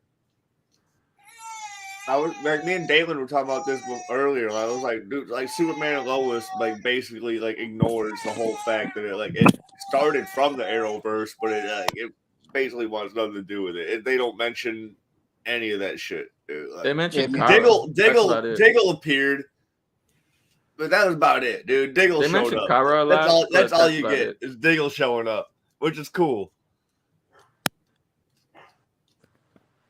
But yeah, I get that. I mean, I don't see what Kara did it though, but I get what you're saying. Maybe, no, you're right. You're right. You're right. I see what you're saying. But it's CW is always gonna be CW. That's why I don't know why people stress out so much about it. Because it's like, look at Riverdale. Just look at Riverdale, and then tell me if you take CW seriously. Riverdale's great, dude. I love it. It's so fucking. They actually stupid. they actually had some shows that were pretty good, but then they took off the air because they didn't fit the CW standard like forever. All right, so back to Peacemaker, y'all. Is that what we're talking about? We were supposed to be talking about it, but we I was talking about how I was glad Peacemaker didn't do that CW shit. Actually, it thankfully didn't. Everyone was I think great. I think we pretty much kind of moved on from CW, honestly. But Yeah. I mean, I haven't. man. I'm like, I haven't watched Batwoman. All right, so back to Peacemaker, y'all. Just But interrupt isn't me that like crazy? that. With that, like that's kind of how we all started doing this. Is from talking about Arrowverse and shit, and now we're like, fuck Arrowverse. It's not fuck Arrowverse. It's just that It's like not really I've that. It's outgrown the just that, Arrowverse. like, I'm just like I've ran out of gas with it. You know, for the most part, I'm only watching like Flash and Legends just to see it end. Hey Brian, I you notice still how I'm haven't- trying to control my half? I still haven't seen Legends this season yet, so it's like, let's wrap it Same. up, guys. We can wrap I think it it's up. like I've seen like half of the season, and that's Like, about but it. I haven't seen any episode of Legends. I've seen the first 5 of Flash because like an event, but I mean, it's like, let's wrap it up, guys. Come on. Yeah, All right. it's time for them to be over. All right, so back to Peacemaker. All right. So, how do The we black wanna lady's like, continue? I like the black lady too. She's pretty funny. That character. Adebayo? Yeah, that's her name. Okay. Adebayo? Yeah. And when she found out he's a fucking butterfly. Oh yeah, dude was a butterfly. That shit was hilarious. That scene made me laugh, honestly. I loved how they related the butterflies to Peacemaker about how he feels lonely and he needs a place in life. I also thought that they were gonna put the opening credit in the scene in the show, until I realized that the butterfly staying over the body means that the person dies, and I was like, oh well, they're never gonna do that. Yeah. I thought the people were gonna be able to get saved if they took the butterflies out of the bodies, but then Oh no, dude, that they thing were just like, basically fucking takes over your whole brain, dude. yeah, it And takes over your whole brain, so you're dead when they get in there. one of the funniest lines was like, "Oh man, like every person, you have to relearn how to smile." Yeah. And you see all of those fucking butterflies just like smiling terribly. Some of them could get it right, which was funny because like there was some good like detail where like some of them like have probably done it so much that like they're probably have like they're used to it more. I don't know. But yeah, there's some of them were getting it right, but then others were like, or whatever dumb shit. Yeah, it was good. I love how throughout the entire series, Peacemaker was Or it was fighting. bad actors. No, they were just extras, and they were told smile terribly. Yeah, no, but if some of them were smiling like fine, like yeah, they were just bad actors. I don't know. They were probably just like, I don't know how to smile terribly. Yeah, I guess you're right. But the butterflies started to take over the precinct. Yeah, and the precinct and all that. I didn't see one good smile, so you noticed a lot more than I did right there at that moment, Timmy. I was watching. I love how like Goth and Peacemaker were getting along. That was like some good scenes right there.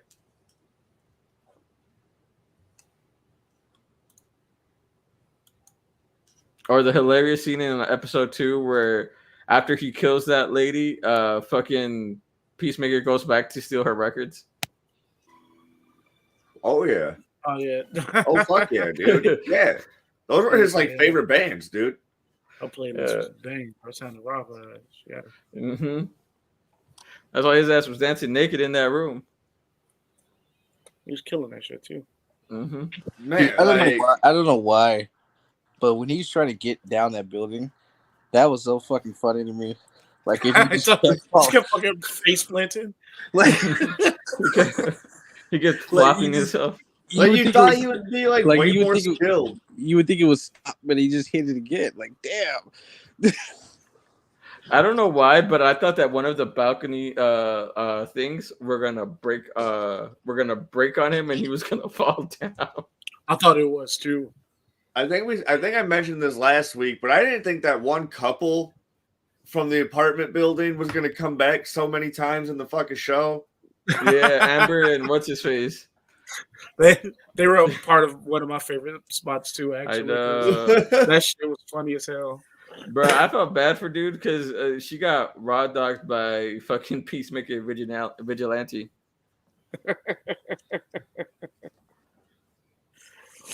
I was like, damn, so she cheated on him more than once. I was like, damn, bro, you just allowing yourself to get cucked? So she cheated on you before. Damn. She's trying to fuck him right now in front of me? Right here? Oh yeah. Oh fuck yeah. He's like, at least have the dignity to fuck him while I'm not here. Just no, I'm not. I'm just saying, anything can happen. That shit was hilarious. Didn't he tell her nice tits as he was leaving? Uh-huh. Oh my god. And then when they were accosted. Mm-hmm. That shit was funny how she took his photo when they were doing the photo lineup. Wait, turned around. She snatched a photo of him up. And they were arguing in separate rooms. She was like, way to fucking go, Amber. Shut the fuck up, Amber. Oh, you told you fucking pussy. I swear. She was so mad when he snitched. Oh yeah, she was. It's not the time to be lying. She was like, "You fucking pussy," because like literally they just showed up at the door. He didn't even know for what reason. He just I would have straight out snitched too. told. He would have fucking crashed my wife. I'm telling nigga. You're right. I'm telling. They did. I ain't about to hate on him for that. They did Eiffel Tower his wife.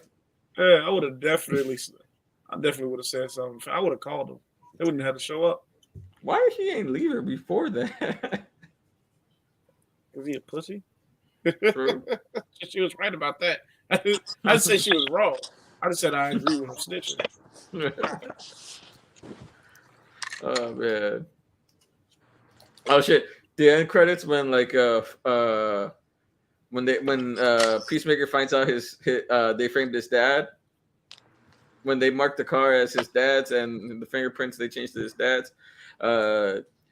He was naming all those fucking people. He mentioned like Ariana Grande, Mario, Super Mario, Luigi. You know what? That clip is what sold me to finally start watching it. Because I saw that clip on Instagram. I saw it on Instagram. I was like, what the fuck are you talking about? And then I was like, yeah, I gotta watch this. I think at one point he said Mike de Blasio, and I was like, what the fuck? Somebody should have said John Kelly, Cena. Bill Cosby. I mean, Lord knows we got enough things to pin on them. That shit had me dying. The moment he said them two was hilarious. Somebody said he should have said John Cena. I think he did. No, did he? Because he just ad-libbed that. I think he ad-libbed that whole thing, or most of that. Yeah, but I think he did say his own name at one point because it was like 2 spots that they did it.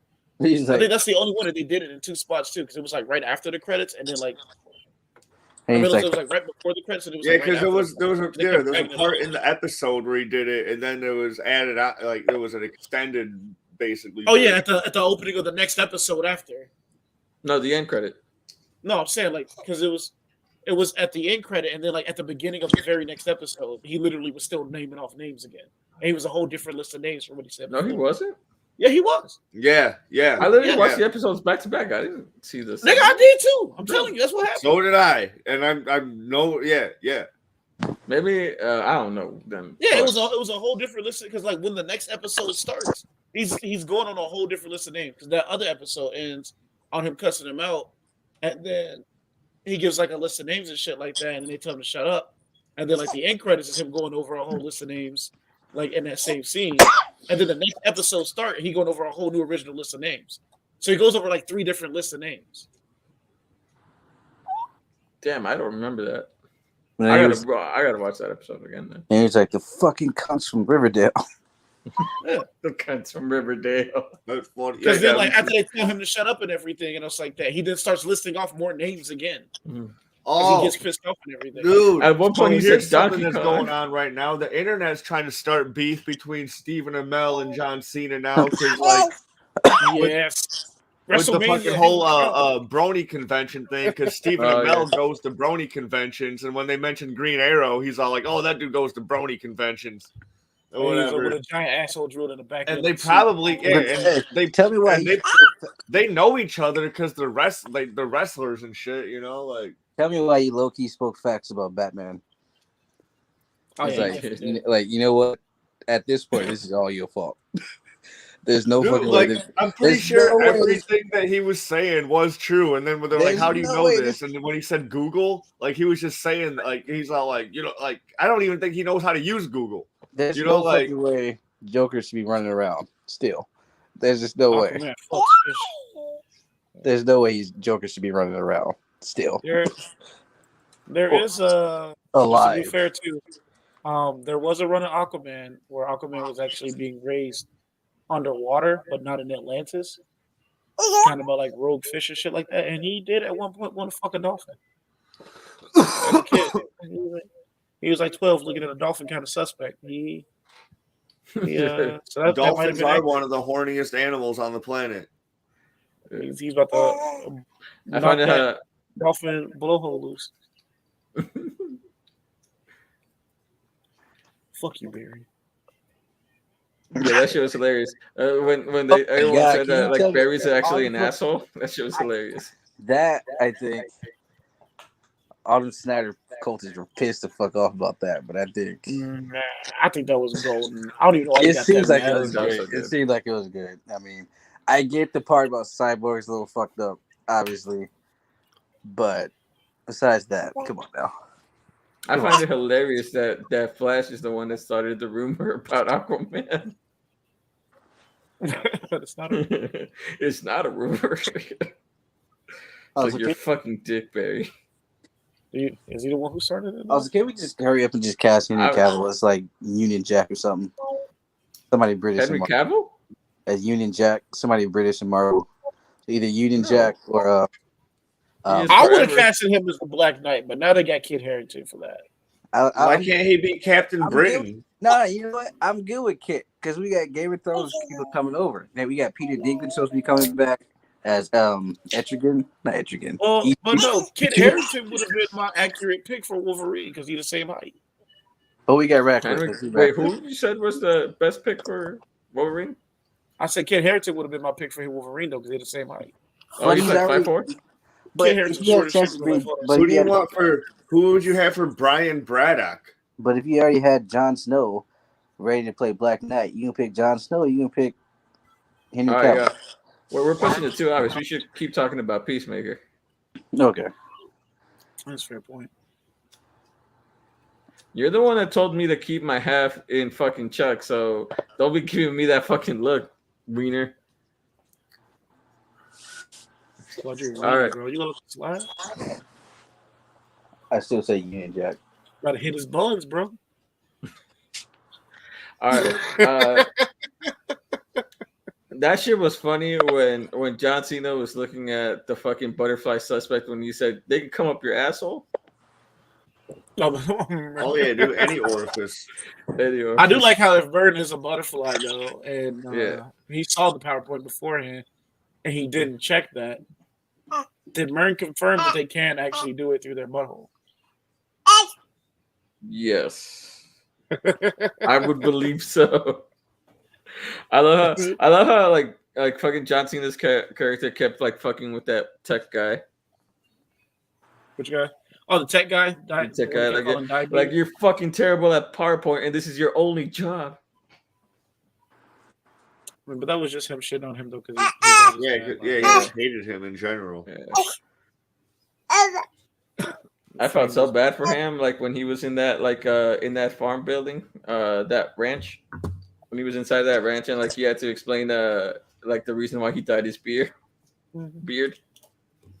Also, to be fair too, if I was Nightbeard, I 100% would have did the same thing, but it would have been intentional. it would have been with full intent. But I already know who I'm about to pin this shit on, bro. Let's go. White Dragon. That name itself sounds racist. Uh-huh. Oh man, white something. Bro, how the fuck did he get all that tech? The fucking Peacemaker's dad. Where does he get that tech from? He makes it. Got this from Tony. Bro, how is he that much of a genius? And lives in that house. Iron Man variant. They had American Chavez break through the Peacemaker's verse. Is your daughter making fart noises? Yes. That's adorable. She is a terrorist. Now she's looking at me with just anger eyes. Fart noises are fun to make no matter what age you are.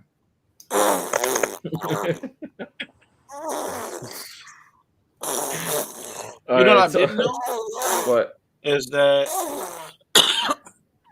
I thought they flipped the White Dragon's whole thing and everything for the show. So I knew he was like an older, obscure character and everything that they would bring in just to like murk. I didn't know he always had a clan reference. Like he always was. That was his original creation. That's cool. So that was set up. So it's like way back, like Hawk World 47. Meanwhile, in the show, it's like you killed some chinks. And I was like, yo, what? Old girl had shadowed him. Knowing that little beef. I love how what's her name again? Fucking Amanda Waller's daughter. Adebayo. What? Adebayo. Damn it, I keep forgetting her name. Adebayo. I love how she like tricked Vigilante to wanting to kill the White Dragon. To be honest, should Vigilante have needed to be tricked to do that? Nope, He should have been doing that shit. you should have. Well, he kind of already wanted to do because he knew his dad was racist. All he needed was just a little push.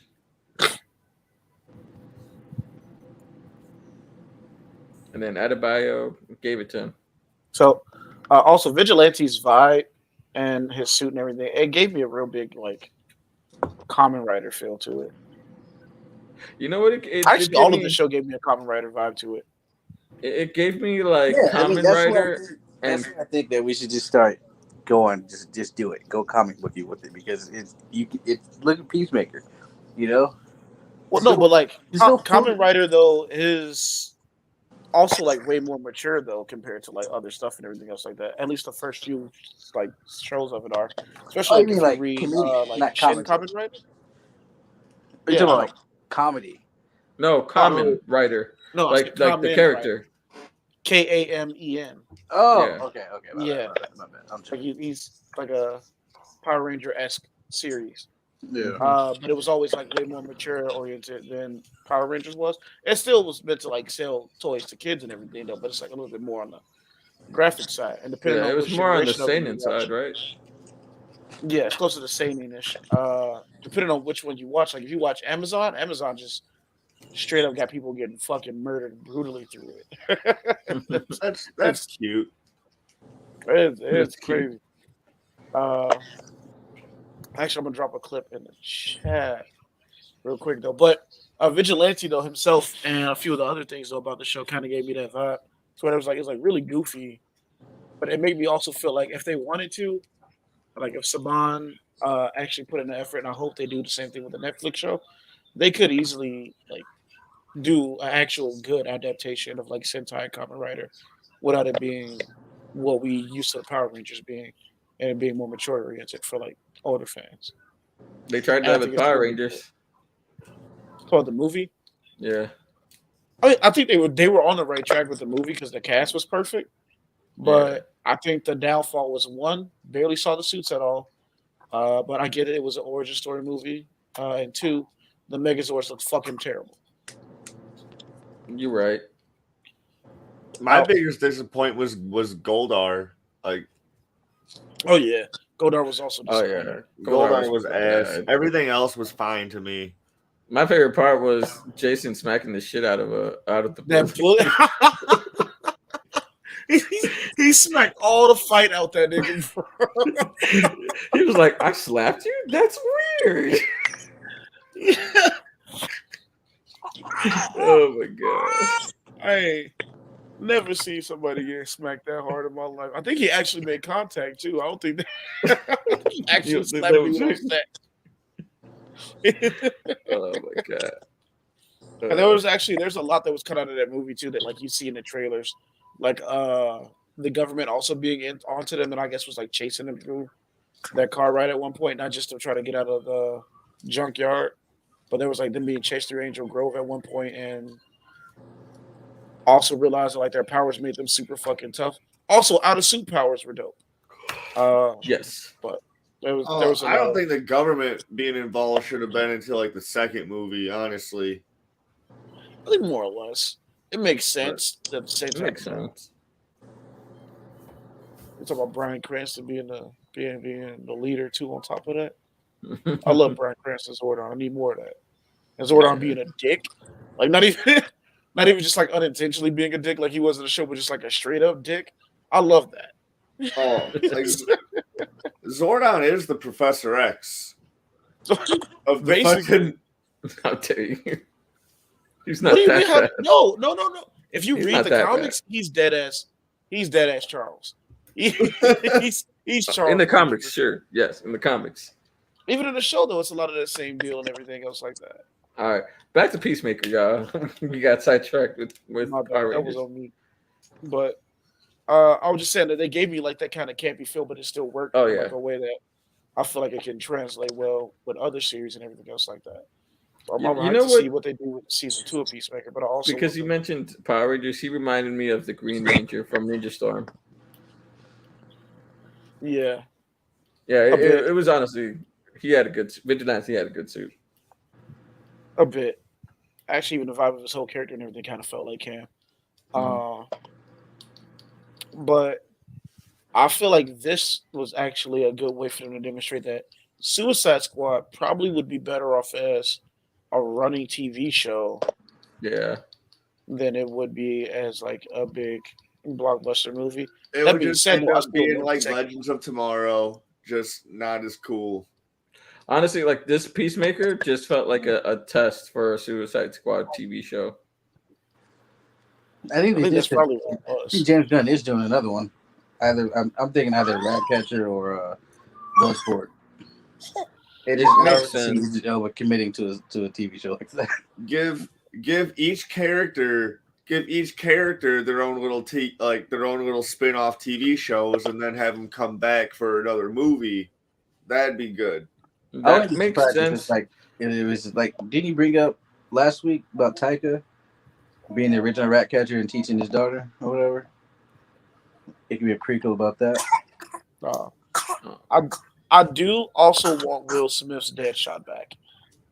Yeah, yeah, if he not gonna be Brashear, like you don't want Brian. I'm okay with Oh, that. dude, like But he Will did. Smith versus Idris, dude. I want to see that fight. did you just say Idris? Idris. I didn't know shit about Bloodsport, but they made him so dope in that movie. Yeah, they did. He was always kind of a cool character that you get like no love of. Kind of like Yeah. what's the other guy? Not Deadshot. It's another sniper like character. There's a lot of them, honestly, in the Those kind of DC. characters are usually kind of dope. Like Vigilante, another one. Yeah. Both Vigilantes. You know, I showed you that clip from Justice League. They was arguing with the Hawks. He's like, "Give us Hawk Girl now, or we're gonna fuck you up." And it's like, let me think on that. Bop, bop.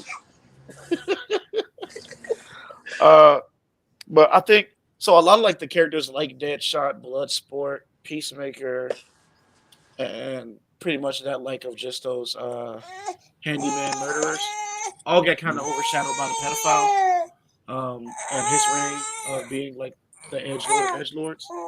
And for people who don't know, I'm talking about Deathstroke. Oh yeah. So a lot of characters got thrown to the wayside with him. Yeah. There are Copperhead, some- all that. There are some characters that like if it's your favorite, you gotta kind of side at them. Like imagine you met somebody and said his favorite character is Red Skull. Like what? It's like, oh, hold on now, bro. Your favorite character is a Nazi? Or what? You sure you didn't mean Barrett? Like, I'll take Zemo, but you meant Red Skull? Red Skull? Oh, Oh, here's the You thing that racist. here's the thing that WB here's the thing that fucking Warner Brothers DC fucking pissed me off about, because every time Arrowverse was doing something cool with some characters, Warner Brothers was all like, "No, you can't use those characters anymore because we're gonna pretend to use them in some movies that we're never gonna make." So like, But you they actually can't- did use Deadshot and Waller. They killed off Deadshot and Waller before Suicide Squad movie, and then they used them. Yeah, And they're but- like, they wanted to use Harley Quinn. They were like, nah, no. But the one that pissed me off is them actually stepping their fucking foot in and telling them they couldn't use Solomon Grundy for the show anymore. Which that was a good run because they were going to use Solomon Grundy for BVS and didn't fucking put him in BVS. yeah. We got that terrible fucking Parasite. I'm not calling the nigga Doomsday. That was literally Parasite. Come on, Arrow. Yeah, they said they said they couldn't use Solomon Grundy and Arrow anymore because they were planning on using him as part of the plot. I mean, didn't he like? What did they do with him? Grant, I can't remember how you got rid of him. They just you didn't see the nigga. They rewrote him and put him in Stargirl. Because he whooped his ass, and Felicity and Diggle had to come save him or something like that. Yeah. And then, like, I don't remember what happened to him after that. But the Stargirl one, they made him basically like sympathetic, I guess, more Yeah, they sympathetic made him a sympathetic character. with for sure. Power Man. It's like yeah. Well, it depends on who's writing Solomon Grundy though, but him and Bizarro do get Bizarro's something like, yeah, okay. Oh, Look at Bizarro's origin. That was so fucked up. Fuck Superman for Bizarro that. is Fuck Bizarro is Superman the for how new he treated villain. like, in- he wasn't doing nothing. He wasn't doing nothing, was he? Bizarro's the new villain in Superman and Lois, dude, and he's fucking awesome. I hear that. I'm actually about to start that. It's in my queue. Yeah, I Superman gotta and fin- Lois is I gotta good. finish Superman Same and with Lois from last Stargirl. season. I got It's like because they're not being written by I got like 2 or 3 CW. episodes of Superman and Lois from last season. I gotta start this season soon. But yeah, it's actually Same. pretty good. You Although, just like, gotta know that one of John Kent is gonna be an emo boy. I'm and gonna- also I predicted that just by looking at him. So I bet she's gonna be a little bitch. Man, And but sure it makes enough, sense. sure enough, Clark was somewhat of an emo boy in his youth, so makes sense that one of them got it. Jordan is. I thought. No, Jordan's the emo one. John's the fucking. John one is of the- them. Actually, they're both emo. They're both Yeah. Only emo see- now. I only saw like the clip of him telling him that he had powers and everything. They both seem like little shits in that clip. So I don't know. well, he's I like gotta, he's I gotta kinda watch like it, but Timon he's- sounds the most accurate right Well, now. like he's John kinda like a John jock. grew up. He's kinda John like a grew up jock. in fucking in whatchamacallit, Metropolis as like the fucking star quarterback and shit. And Jordan was like the little fucking like the nerdy kid or whatever, fucking goth, fucking whatever. He was emo. Can we also talk about real quick something about the like DCEU Superman real swift? You telling me John didn't want his son to save him from a tornado because it'll get him, caught and everything else like that. But he'll let this nigga play football and get a full ride scholarship using them same powers. We want to acknowledge that real swift. I mean, that's Snyder, man. I'm just saying. Maybe it was a Warner Brothers thing. Well, They he had a straight- full ride? Apparently, they straight up asked him as like, "You can't destroy a ship. How are you gonna get back to Krypton?" That was a real question they asked him. Yeah. So maybe that was a Warner Brothers thing. And Clark barely got back. Clark was always smart. His grades was never like the best though, because he didn't want to show out how smart he was. He wanted to seem like a normal kid. Yet he used his arm to destroy niggas on that football field and get his full ride. Wait, in which one? In which one? He could have saved his dad. He could have just blitzed him. In which and one, flew though? away.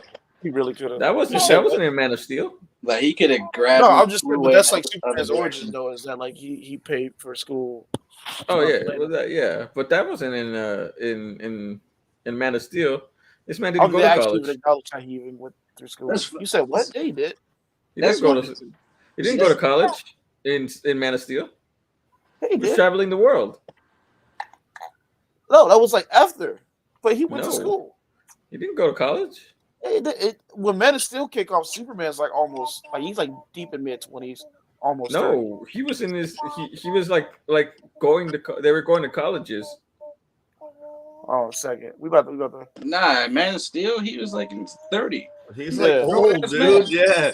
Yeah, by the time they were slowly going like from like his high school to like forward, because like you saw him like in elementary and up, like in Man of Steel. Yeah, flashbacks. Yeah. Like Yeah. You see him as a child. That was just flashbacks, but like the actual movie, the timeline of the movie, he's a grown man. They were just. Well, yeah, Man of at Steel, the he's end, 33. yeah, in Man of That's Steel, he's 33 because when they find out that he's like, because he's still Oh, traveling the 'cause- world. It's Character concept. and It's development. 33 because it's a Jesus metaphor. Yeah, no, that's funny as hell. But character and concept literally say he actually got a full ride scholarship for playing football and for his academic grades. And In Man of Steel or in Yeah, Man of Steel. This is this background Really? story because apparently there was a comic that ran alongside with the movie at that time, and that Really? explains what was going on in that in between time. But yep, Damn, I didn't even know Yeah. that. Fuck. All right, so let's go back to Peacemaker. We'll have to wrap it up. It's going on kind of long. Yeah. well, there's Even not much though more that we can talk about in Peacemaker though. Besides, it was just really surprising of a show. All of the people in the cast though actually did perform a whole lot more in depth than we expected them I to, know. and they all worked pretty well together. And that the fan base is a bitch for acting the way that they did for their little cameo at the end of the show because that shit was funny. And niggas who feel like everybody in DC needs to be dark and broody all the time. That's some Probably Snyder never read a comic cultists. at all. That's some Snyder cultists, man. I don't even think Snyder even like that shit that much, bro. But I'm just that's a Snyder cultist shit. Those are people that were mad about it. About no, the I don't cat. think so. That's all. There a lot of them are like talking about the restored Snyderverse kind of thing. The way I saw personally. Well, like they want to restore the Snyderverse, but they're not talking shit about Peacemaker or the end. Like, yeah, they're they were talking mad shit. because of or they were talking about the cyborg thing for one thing. And No, like what they No. were mad about is that everyone else was blacked out because like it's literally they yeah, I X'd know out what they're so mad. many I'm saying actors. what I Like saw. that's what they're mad about, but they're not mad at Peacemaker. Now, semantics, bro. I am mad though about them siding with Joss Whedon and cutting out Ray Fisher though. Exactly. Yeah. That is Who some wouldn't bullshit be? on their part and everything else like that though. But I also don't know what people expected of like Calville or even if Ray Fisher did show up. Like what the fuck are they gonna say differently though? They were So gonna people show who are up. like complaining about like the whole fuck you Barry and them joking and everything together. First off, that fits Barry, especially that age. Yep. Him talking shit like that. So I don't know. I just find those people kind of pieces of shit to begin with. And it also fits the version of Aquaman that they're running with, which is they're completely home different. Also, is it safe to say that is it safe to say that that most people's impressions of the Flash are really talking about Wally as opposed to Barry, and they don't realize it? you might be right because Wally as a Flash was a whole lot more broody than Barry was, and that's because Barry died by the time Wally got Flash mantle. But also, you look at Grant Gustin has been in the spotlight for almost 10 years now, so they're like, their mind's I'm going to go to Barry, but when it's like Wally's really the strongest one, right? Or the best written. Okay, so strongest. It's a I tie didn't mean between Barry and strongest. I didn't Wally. mean strongest. I mean just the best overall, or universally loved more. Oh, The most loved. That's mostly because of Justice League TV cartoon. yeah, and then that one that was like a weird fusion of like Wally and Barry, kind of like how the Teen Titans show was originally like a weird fusion of like fucking Dick and Tim. Selena, what are you doing? But they did like some And weird. this is bullshit. Wait, yeah. That's our We're favorite still superhero. going off topic. We're still going off topic from Peacemaker though. But this was actually on top of Peacemaker. Let's just wrap up Peacemaker. We'll talk about it after that. Because we barely talked about Peacemaker. I think we only talked about Peacemaker for like 20 minutes. We definitely talked about it. How you bullshit? I mean, I don't know how much more we can say, but final thoughts about it. Final thoughts, yeah. What's your final thoughts on Peacemaker, Tim? Peacemaker, man. If you haven't watched it, man, go watch it. If you were listening to this, you didn't get much out of it. If you want it, like, but yeah, dude, watch it, dude. It's fucking great. Like, it's every episode fills you in on something different and more in. It's I don't know. It's so crazy. It's only 8 episodes long, and you get a lot of content out of those 8 episodes. Like, there's a lot of shit that goes on in each episode to where you're like, I don't know. It's good. It's engaging. It's funny. It tells a great story. Like even Brian said earlier, like it's even tear jerking at some point. So like it's all around fantastic show. Check it out. And if you're racist, you'll love the White Dragon. You just like him anyway, just because racism is funny in the right context. That sounds kind of suspect. That's the white guy. That sounds very suspect to me. Also, shout out to James Gunn for getting engaged to his girlfriend, who plays. Oh yeah. I always wonder how he feels about writing a show where John Cena is trying his hardest to have sex with his girlfriend. I feel like he loves that. Probably funny, yeah. I think like he finds it hilarious that like this like very strong buff dude is trying to get with his girlfriend. Yeah, he claps regularly. And then he's clapping those cheeks in the trailer. Probably gets off on it. Probably makes him feel like he's dominant. Yeah. Because you see what James Gunn looks like. Yeah. He looks like Chance. I wouldn't go that far. I wouldn't go that far. That's mean. Spiteful shit to say. Ain't no man's looks, man. Come on. I didn't know you hated James Gunn that much that you say he looks No, like I Chance. don't hate James Gunn, but he You does do look by saying that he looks like Chance. Hold on, let Well, me Chance looks like a fucking discount James Gunn. A great value, James Gunn. Is that what you're Yeah. saying? Dollar General, Dollar General. James Gunn. Dollar Tree James Gunn. Dollar Tree. Nah, like one of those stores that you see like off like a country road. You're saying he's It's like the Dr. only Piz to a place you have to shop for like within 10 miles. You're saying he's a Dr. Piz to Dr. Pepper? Oh wait, I just put up a picture of James Gunn. Hey, right. He doesn't look that much like Chance. I didn't I even would No, say- like if James Gunn is a Dr. Pepper dude, fucking Chance is a Fago. No, I say he's Dr. Piz. You don't know about You said Dr. Dr. Piz? what? Dr. Piz. Just go to Dollar Tree and you'll see a Dr. Piz. I hope you said you don't mean Dr. Pibb, right? Oh, Dr. Pibb. My bad. Dr. Pibb. Well, I'm about to beat your ass. Dr. Pibb is better than Dr. Pepper. Dr. Pibb is good. It is, as fuck, but bro. it is the generic. I don't even Dr. like Pepper. soda, but Dr. generic Pibb- stuff can be better. Hold on. The I think generic Dr. stuff, Pibb is older than Dr. Pepper. it's still considered the generic one because it's a Dr. Pepper is the Coca-Cola brand. It's Mr. Pibb. Is it Mr. Pibb? Okay, it's Mr. Pibb. It's Mr. Pibb and It's Mr. Pibb. Mr. Pibb is superior to Dr. Pepper for It sure. is. It is. But the generic can be superior to the original. To like the main brand. It doesn't have to come first or last. Whatever is the main brand is what's like the biggest, and Dr. Pepper is bigger than Mr. Pibb.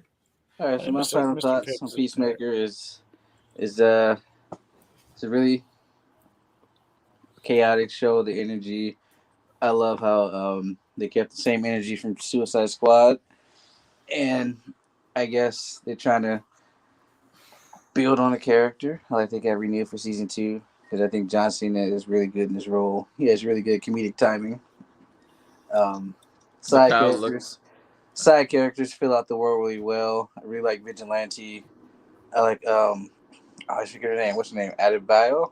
Yeah. What's a basketball player's name? Bam Adebayo. I can remember that now. Yeah. What? I don't watch it good. No, No, that shit there is made a me basketball laugh. player named Bam Adebayo. He plays for I know, Miami. but that just made me laugh. The fact that's how you remember the name. Yeah, I think it was a really good show. Eagerly is the best character. I would give you that. The fact that he fucking hugged him is dope. Even though That scene where he's taking selfies when he's hugging him is hilarious. Even though the eagle is hella creepy. The fact when he finally got into the car and he's like, "Wait, where's Eagly?" And he left the door open for him. He's like an obedient dog, basically.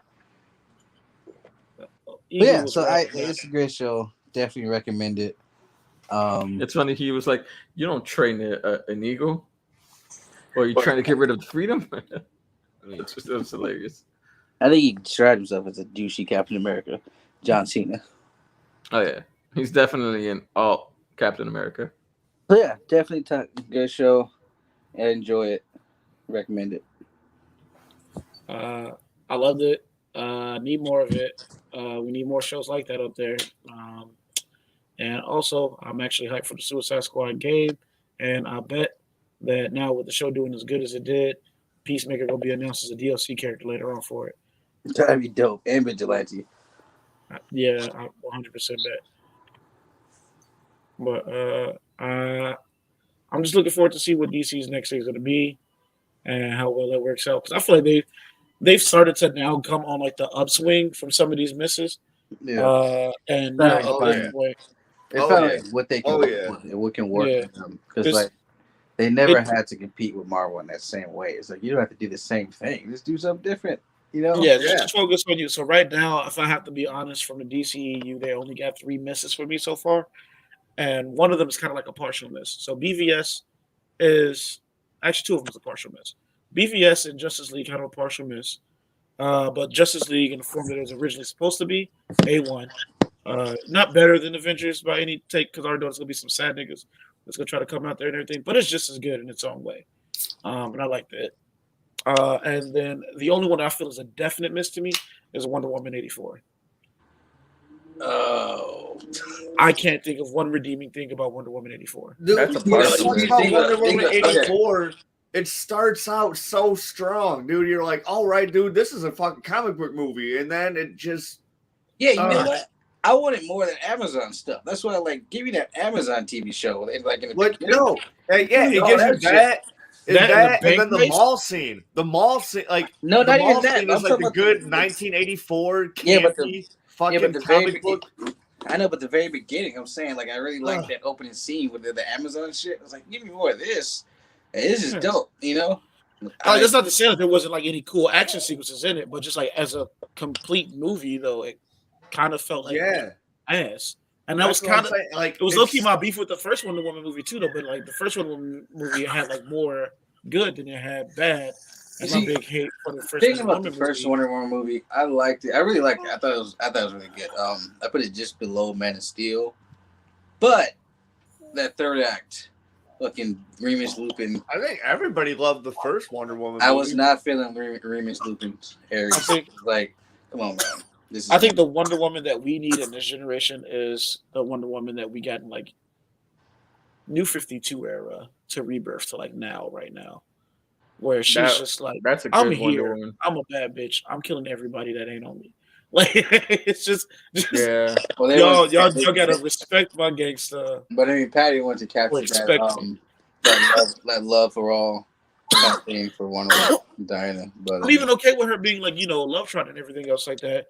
But my whole beef with the first movie too was that supposed to be like, she's supposed to be like the whole symbol of like strong women, but she still listens to everything that Chris Pine character says regardless.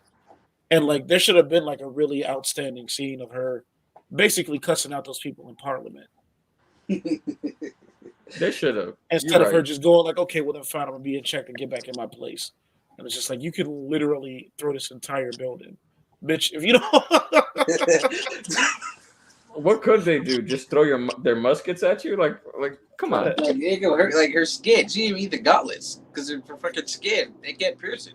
Right, so it's just she uses the gauntlets just to flex. That was still a good overall movie though. But this one, okay. I will also say too that old girl as Cheetah still worked out better than I thought it did, and she wasn't the downside of the movie at all. What? Old girl playing Cheetah. Kate McKinnon. Oh, yeah. Okay. Because that was the part I was questioning most too when the movie was on. Kristen Wiig. Kristen Wiig. I don't know why I said Kate McKinnon. Okay, all right. So I feel like they could have left out Maxwell Lord because what the fuck was that? No, I feel like he worked too.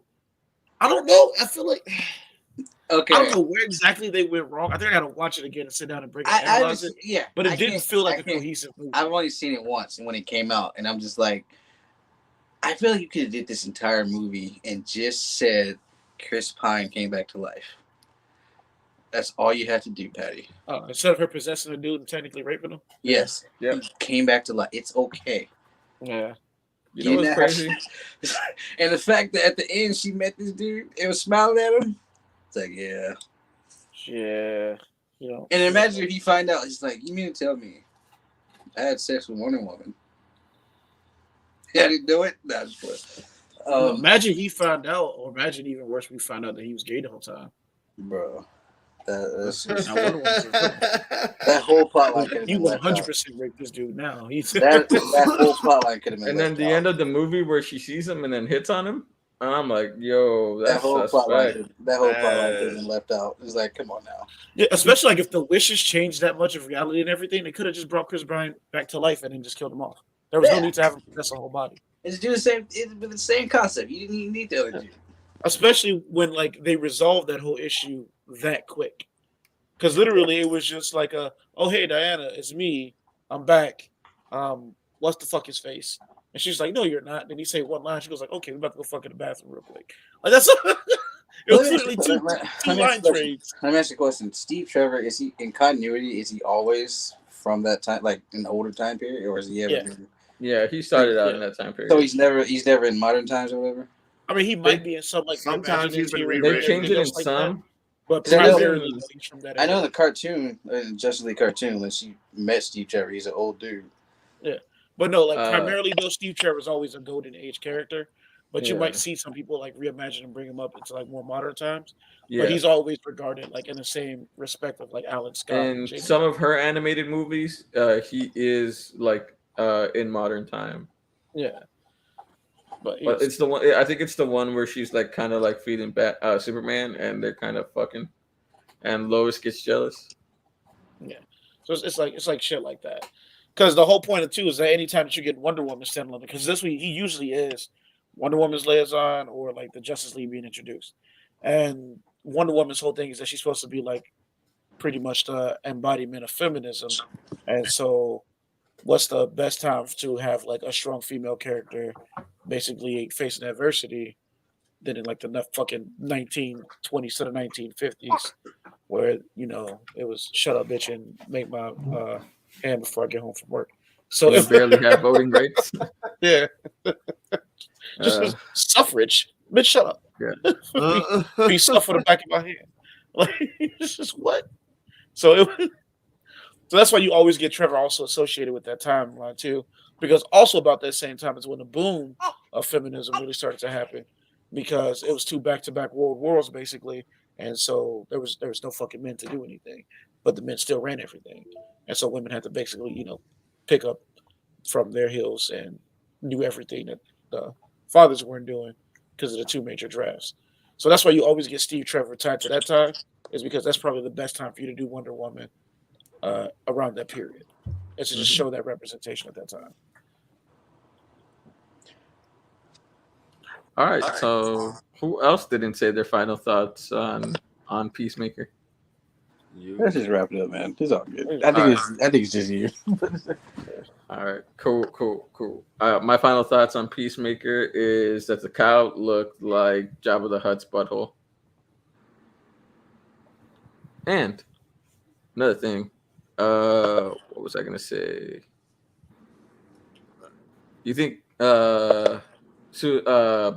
is Peacemaker going to be in the next Suicide Squad? I think they'd be missing out on money if they don't do it, because of just how big the show did right now. Because like everybody fucking likes the show. I had to watch it because I was starting to see spoilers, and that's the reason why. I was actually going to wait until it got done to just watch it in one full stretch. Because if so, then I want an entirely new cast except for Peacemaker and Ratcatcher 2. Why do you want an entirely new cast? Because like there's gonna be beef right there between Ratcatcher and Peacemaker, and no one else is gonna know why. So it's just gonna be like some right there, some like unknown I do tension. kind of like the idea of like each movie kind of like switching up the cast, like not entirely, but like. Well, that's what the Suicide Squad does. Because that's kind of how the comic books were too. Like Task Force X wasn't always the same people. Yeah. I feel like, okay, first off, they're definitely going to always put in Harley. Well, yeah, obviously. Yeah, Harley's a fucking DC cash grab. Yeah. But Harley don't remember people in this DCEU. Not very well. But she's just because she's supposed to be crazy as shit. Though. So that's the whole point of that one. But I feel like she'd remember Peacemaker after all the bullshit that they went through with him. Bro, she feel like she wouldn't. She thought Bloodsport was the one who died. Remember? At the end of Suicide Squad, so she ain't gonna remember this shit. She's probably gonna be the one wondering, why are you two angry at each other? And she's like, I'm a licensed therapist. I can help you out with your problems. Yeah. Well, I'm just saying, I still want to see her back though. I think she would probably remember. It wouldn't be like a serious thing. Harley would be the one. She'd be friendly with them. She'd remember, but she'd be friendly with them. I think it'd be like then it'd be just those three coming back then. Yeah. Bloodsport coming back, unlikely. Yeah, no. I think Idris' whole thing was supposed to be a one and done, and I think they're gonna keep it that way. Also, I don't think people were that attached to him to like beg for him to come back. And unless he had made a cameo in his Peacemaker show, I don't think we're gonna see much more of him. Yeah, unless like if they do switch up the team, I think he's out. Basically. No, I think he's done. Because they got out of prison too because of like the shit that Amanda Waller that they had on Amanda Waller, right? A bit. No. Yeah. No. The their chips got disabled, and that's the only Oh, reason why. It wasn't they had anything on them, but Okay, yeah. some shit that happened with their chips where they got fried, and so they All were right. good. I'm gonna say one thing about Amanda Waller being on Peacemaker is at the end of the show when she's like, "What the fuck?" I don't know why I thought that was Jennifer Lewis. Yeah, you need help. I don't know why, because I didn't even realize it was her. I didn't even realize it was supposed to be Amanda Waller, and I was like, "Why are they showing this random lady on screen?" And then all of a sudden I hear the "What the fuck?" And then I look closer and I'm like, "Oh, that's supposed to be her. That's Amanda Waller." I don't know what I'm it gonna call was. it right now though.